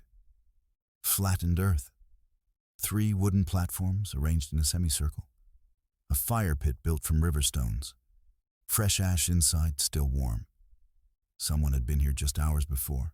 There were tents, 3 of them, all zipped closed. I looked around for hikers, expecting voices or movement. Nothing. Not even bird song.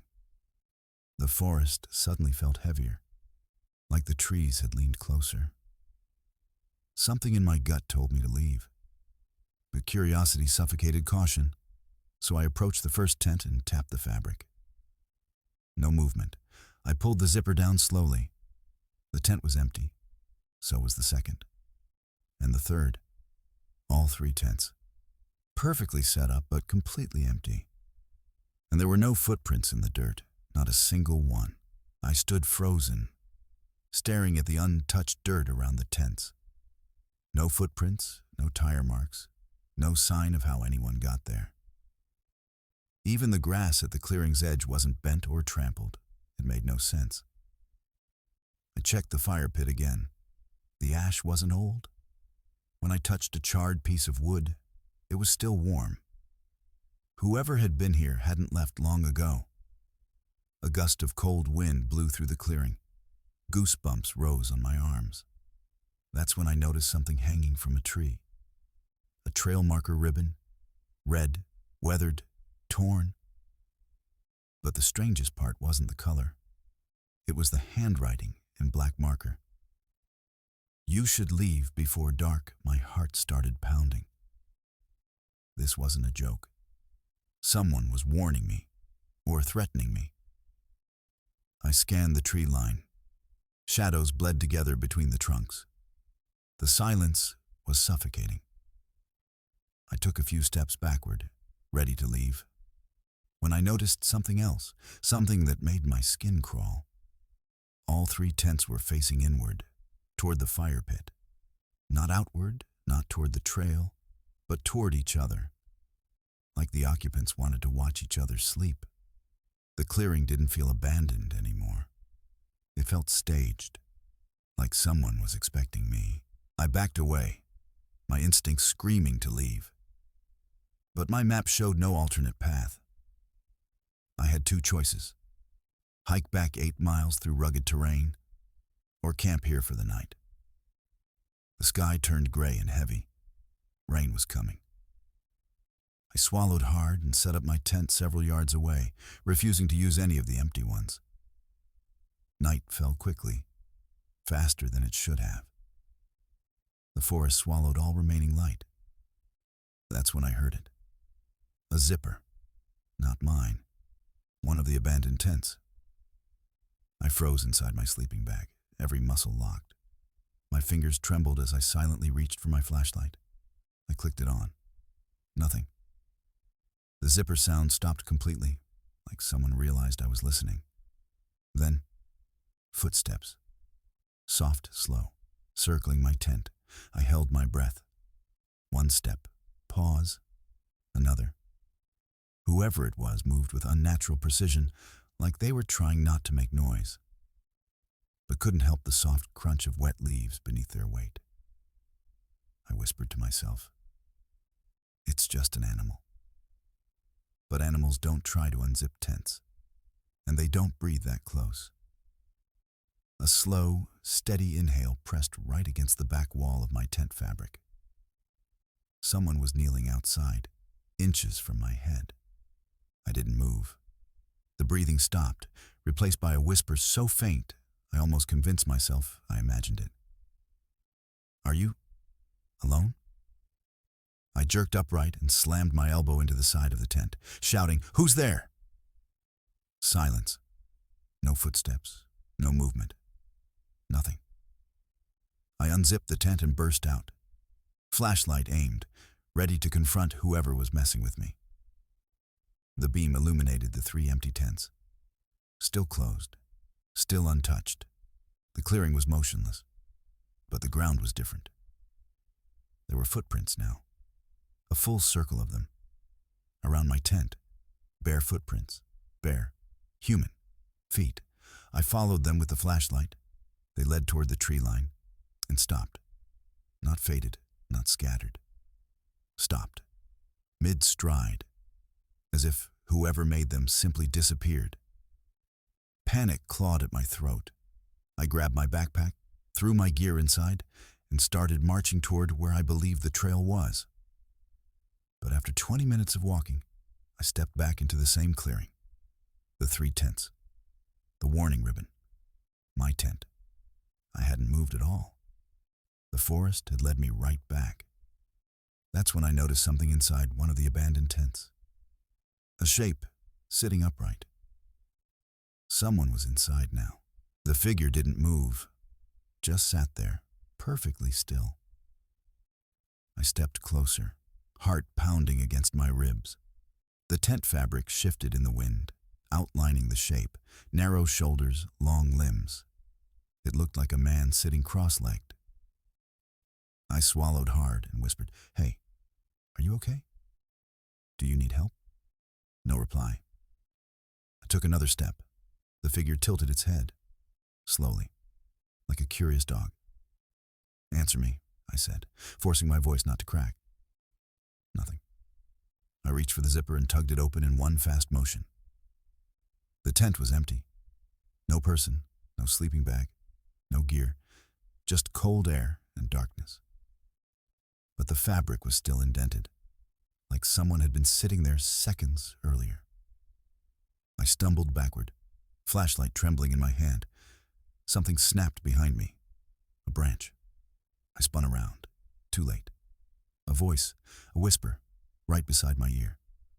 "Don't unzip my tent again."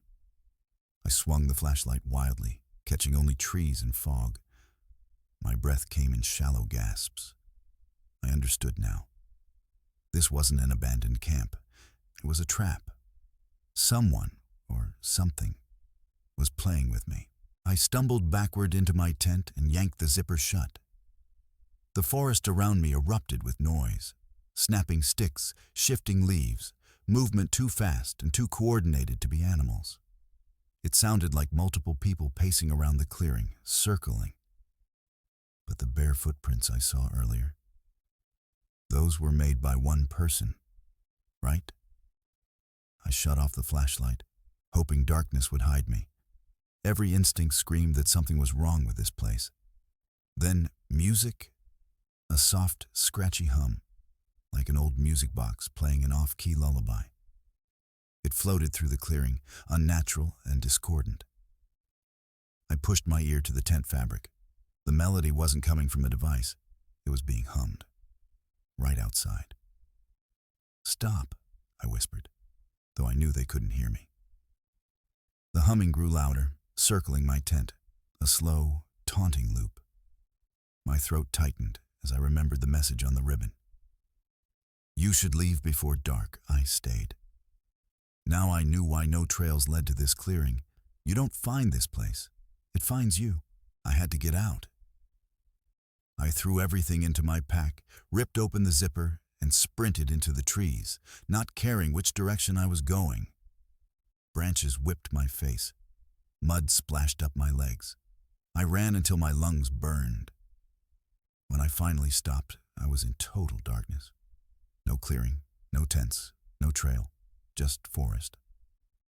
The humming stopped. For a moment, I felt relief until I noticed something ahead. A glow. Warm, flickering, like a fire. Against all logic, against every survival instinct I had, I walked toward it. It was a lantern, old-fashioned, rusted, hanging from a branch. Below it, a handwritten sign burned into a wooden plank. "This camp is not for you." Behind me, twigs snapped. Multiple footsteps. I grabbed the lantern and ran. With the lantern as my only light, I followed what looked like a faint animal path. My legs shook with every step. I kept hearing something behind me. Branches breaking, leaves shifting. They weren't rushing. They were following. Slowly, like they wanted me to run. The forest changed. The trees grew thicker, older, towering like cathedral pillars. Their trunks twisted unnaturally, like they were bending toward me. After maybe an hour, I saw something ahead. Another clearing. But not the same one. This clearing had only one tent. A pale blue dome tent, zipped shut in the dead center. Against my better judgment, I approached. Something metallic glinted near the entrance, a carabiner with a laminated note attached. I crouched, lantern shaking, and read, "If you open this tent, you will take our place." My blood ran cold. The humming began again. Only this time, it wasn't circling. It was inside the tent. I dropped the lantern and ran. I didn't stop running until I hit water. A river. Swift, black, roaring. I followed the bank downstream, slipping on wet stones. My breath was ragged, my vision blurred. Then, lights. Real lights, headlamps, voices, park rangers. I collapsed onto the rocks and screamed for help. They rushed over, grabbing my arms, hauling me to the trailhead where their truck was parked. "You're lucky we found you," one ranger said. "This whole area is restricted. People go missing out here every year." I tried to explain about the abandoned camp, the footsteps, the humming. The ranger went pale. "You found that clearing?" Another ranger whispered, "We told them to burn it down." "When?" I asked. The first ranger looked at me with a mix of fear and disbelief. 3 years ago. My stomach flipped. He continued, voice dropping to a whisper. "The people who camped there never left. Their tents were still zipped when we found them." My throat tightened. "Empty?" "No," he said. "They were still inside." He hesitated. "Standing, I never went back. But sometimes, when I'm alone, I hear humming, faint and distant, like someone is sitting just outside my door, waiting." I did some digging. The clearing isn't on any official map, doesn't show up on satellite images. Hikers don't mark it. Rangers refuse to discuss it. Locals just call it the camp that doesn't belong. Some believe it's cursed. Others say the forest creates the camp to replace the ones it took. But I know the truth. When I escaped, I left the lantern behind. Last week, a package arrived at my doorstep. No return address. Inside, a rusted lantern and a piece of ribbon, red. With the words, "Come back, you didn't finish the night," I dropped the box, heart racing, scanning my house. Through the window, at the edge of the tree line, something moved. A silhouette standing perfectly still, watching, waiting. The humming began. Soft, slow, patient, like it already knew. Eventually, everyone comes back.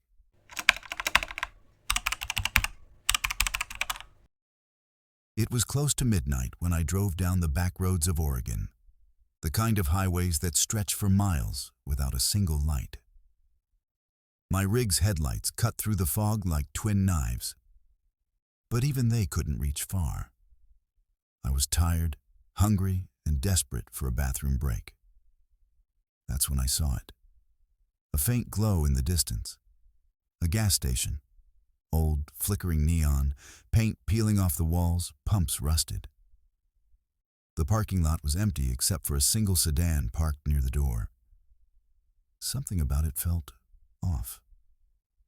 I parked beside the pumps and noticed a girl behind the counter.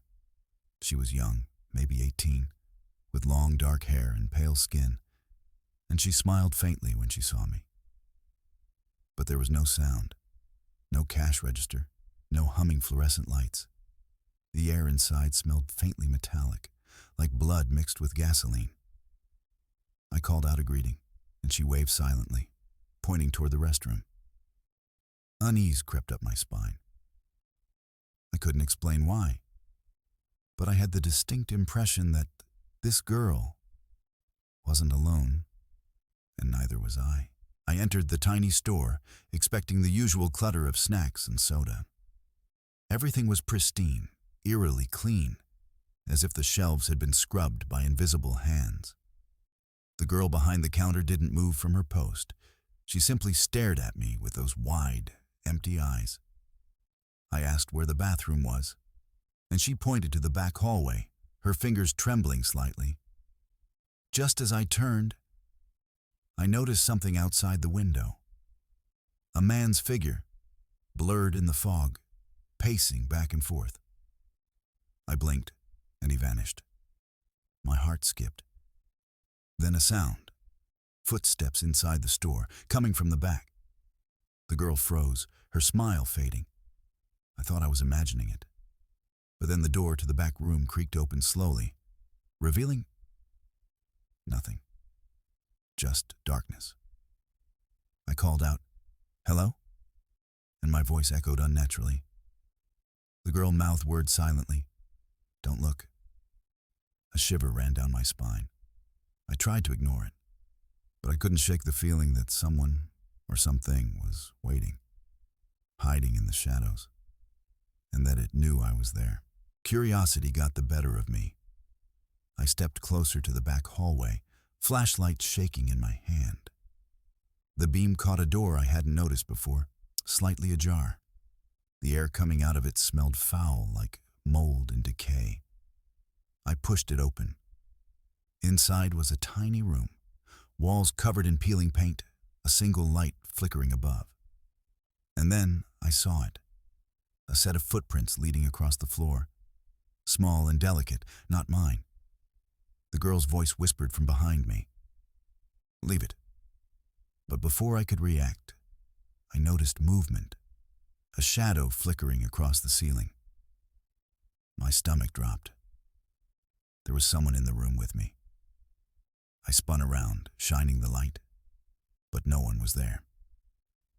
The footprints led to a corner where the floorboards were cracked, almost like a hatch. Trembling, I knelt down and lifted it. The smell hit me first, stale, rotting, almost iron-like. A pair of shoes, dusty and worn, sat neatly at the edge of a dark hole descending into the basement. My heart pounded as the girl pressed her hand on my shoulder. "Don't go down," she mouthed. But the compulsion was irresistible. I had to see what lay below. I descended into the basement, each step echoing in the silence. The flashlight barely cut through the darkness. The air grew colder, damp, and thick with the scent of rot. When I reached the bottom, I saw her, the girl from above. Except she wasn't alive.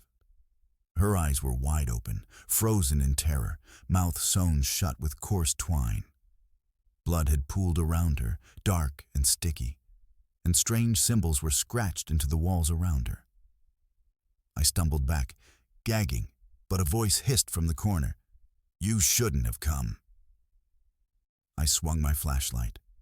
A figure emerged, tall, skeletal, and wearing a mask that looked like human skin stretched over its face.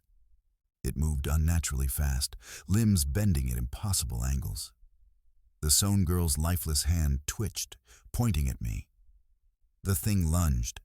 I screamed, tripping over crates and debris, barely keeping the flashlight steady.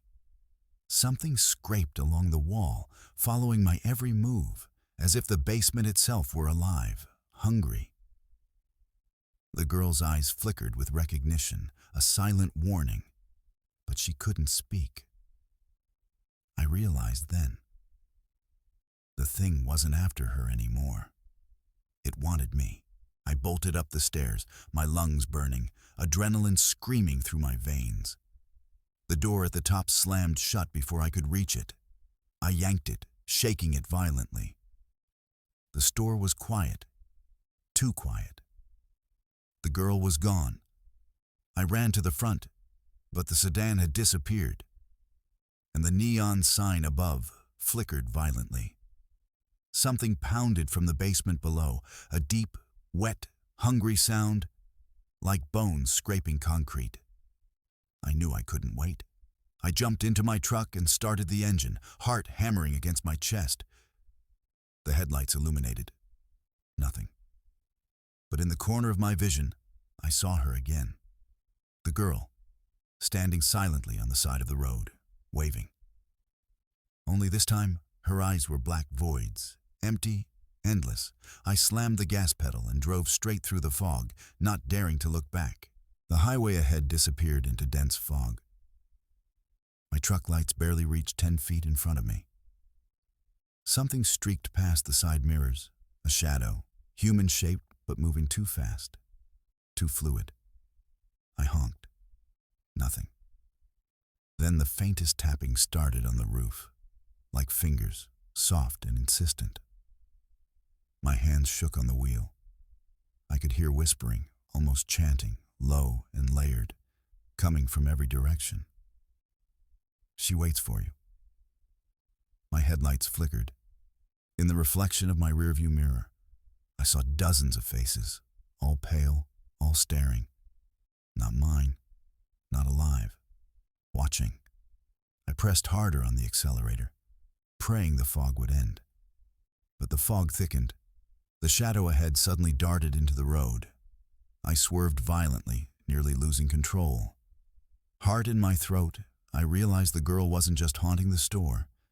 She was everywhere. Waiting, watching, hunting. I reached a narrow bridge, wooden planks creaking under the weight of my truck. The fog was suffocating. the night silent except for the sound of my own heartbeat. Halfway across, I saw her reflection in the water below, pale, smiling, lips sewn shut, hair floating unnaturally. My flashlight flickered. Something grabbed the side mirror. I screamed, yanking the wheel. The truck skidded, tires squealing against wet wood. Shadows danced along the bridge railings, growing longer, closer. Then the bridge groaned, a sound like it was alive, warning me, threatening me. I floored it, praying I could make it off alive. The moment my truck hit solid road again, the shadows stopped. Silence returned, but my rearview mirror told the truth. She was sitting in the back seat now, smiling. I slammed on the brakes at the next highway checkpoint. The officer leaned down, flashlight in hand. "Are you okay?" he asked. I tried to speak, but my voice cracked. The girl's head twisted slightly, just behind the seat, eyes locked on me. The officer looked, then blinked. Nothing. "You're lucky you made it here. People disappear out there all the time," he said. I nodded numbly, gripping the wheel. The fog thickened outside. The night was endless, stretching forever. Somewhere in the distance, I could hear a faint tapping, a whisper repeating over and over. "She waits for you." Hours later, I thought I had escaped. The sun rose weakly through the fog, painting the highway in pale light. I checked the back seat. Empty. The truck quiet. Relief. Until my phone buzzed. A text. "Did you enjoy your stop?" The gas station girl.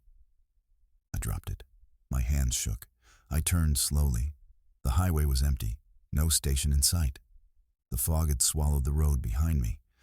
That gas station, it didn't exist. Not on any map. Not on GPS. It had been waiting for me. Alone. Silent. Hungry. And it wasn't done. Days later, I still feel her presence. I hear tapping on the roof when I'm alone. A whisper in my truck when no one is there. I know one thing. The missing gas station girl is patient. She waits for every traveler who dares to drive the lonely Pacific Northwest highways at night. And now, she knows my face. Every time I close my eyes, I see her pale skin, stitched lips, and black empty eyes. And I know sooner or later, she'll be back. Waiting, smiling, silent, watching, hungry.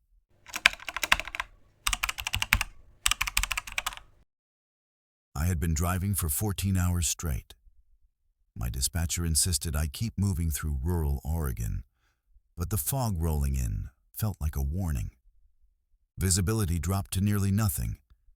So when I spotted an old rest stop, broken streetlight, peeling paint, overgrown weeds, I pulled in. The place looked abandoned, yet fresh tire marks circled the lot. As I stepped out, the wind carried a faint metallic smell. Something about the silence felt wrong. Too still, too empty. I just needed a restroom break. 5 minutes, then back on the highway. But the moment I opened the restroom door, I froze. Someone had carved words into the mirror. "You are not alone." The restroom was silent. No lights, only the dim spill of headlights from my truck through dirty windows. I washed my face in cold water, trying to shake off the uneasiness.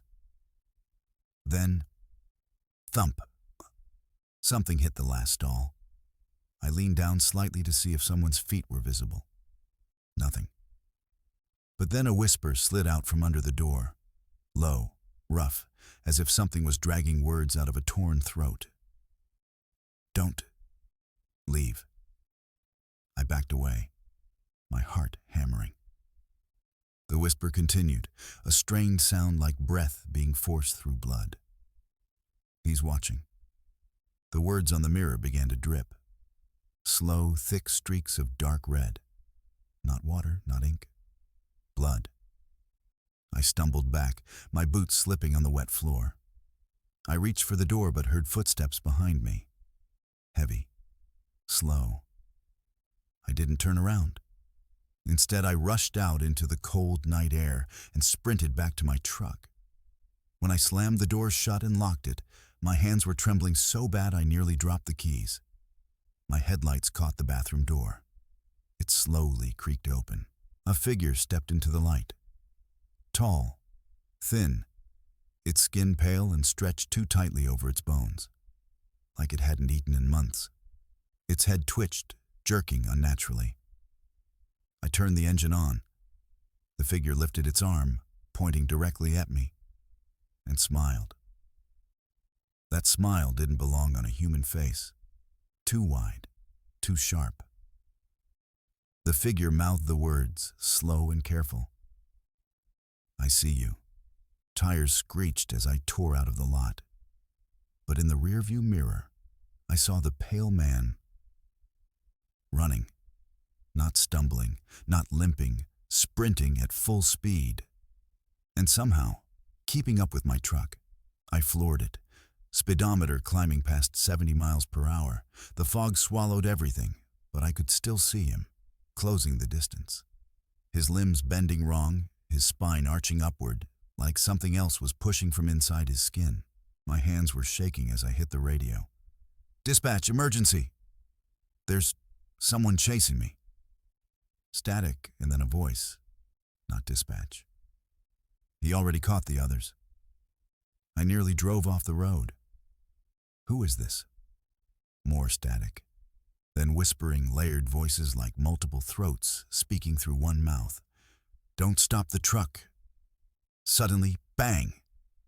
The roof of my truck dented inward from above.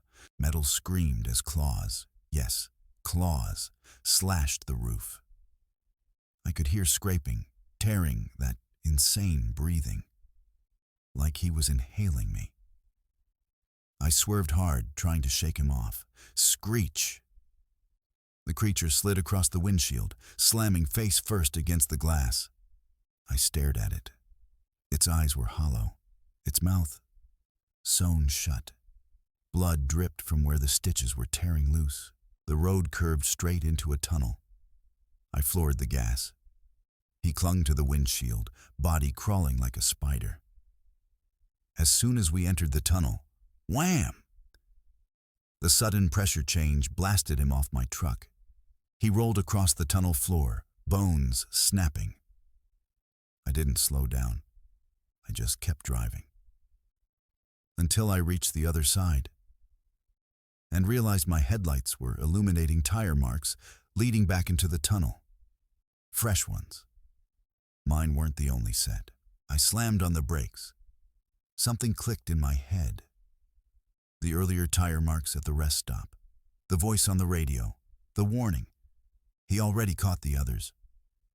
This wasn't an abandoned rest stop. It was a trap.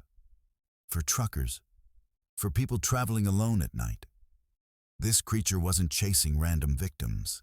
He was hunting. And I had driven right into his territory. The radio crackled again. A whisper. "He's inside." My blood turned to ice. Slowly, I looked at the passenger seat. There he was, sitting, head hanging down, stitches ripped open. He leaned close to my ear and whispered with a wet, torn voice, "You should have never stopped." The truck swerved, slammed into the guardrail, and everything went black. The highway patrol found my truck the next morning, engine still running, driver's seat empty. I wasn't the first trucker to vanish on that road, and I won't be the last. Have you ever felt like some stories don't really end? They just stop and wait? What happened tonight isn't just entertainment. These stories came from people who swear, on their sanity, that something followed them home from the Pacific Northwest wilderness.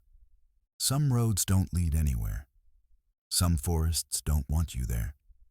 And some places are alive. If you're watching this right now, just remember, not everything out there wants to be found. Not everything human has a pulse. And if you ever see a lonely gas station in the middle of nowhere, don't go inside. you might not walk back out. Thank you for watching Dark Fears. If you felt even a single chill during these stories, hit the like button, subscribe, and turn on all notifications, because we have more true nightmares coming your way. And before you go, look around. Just make sure you're really alone.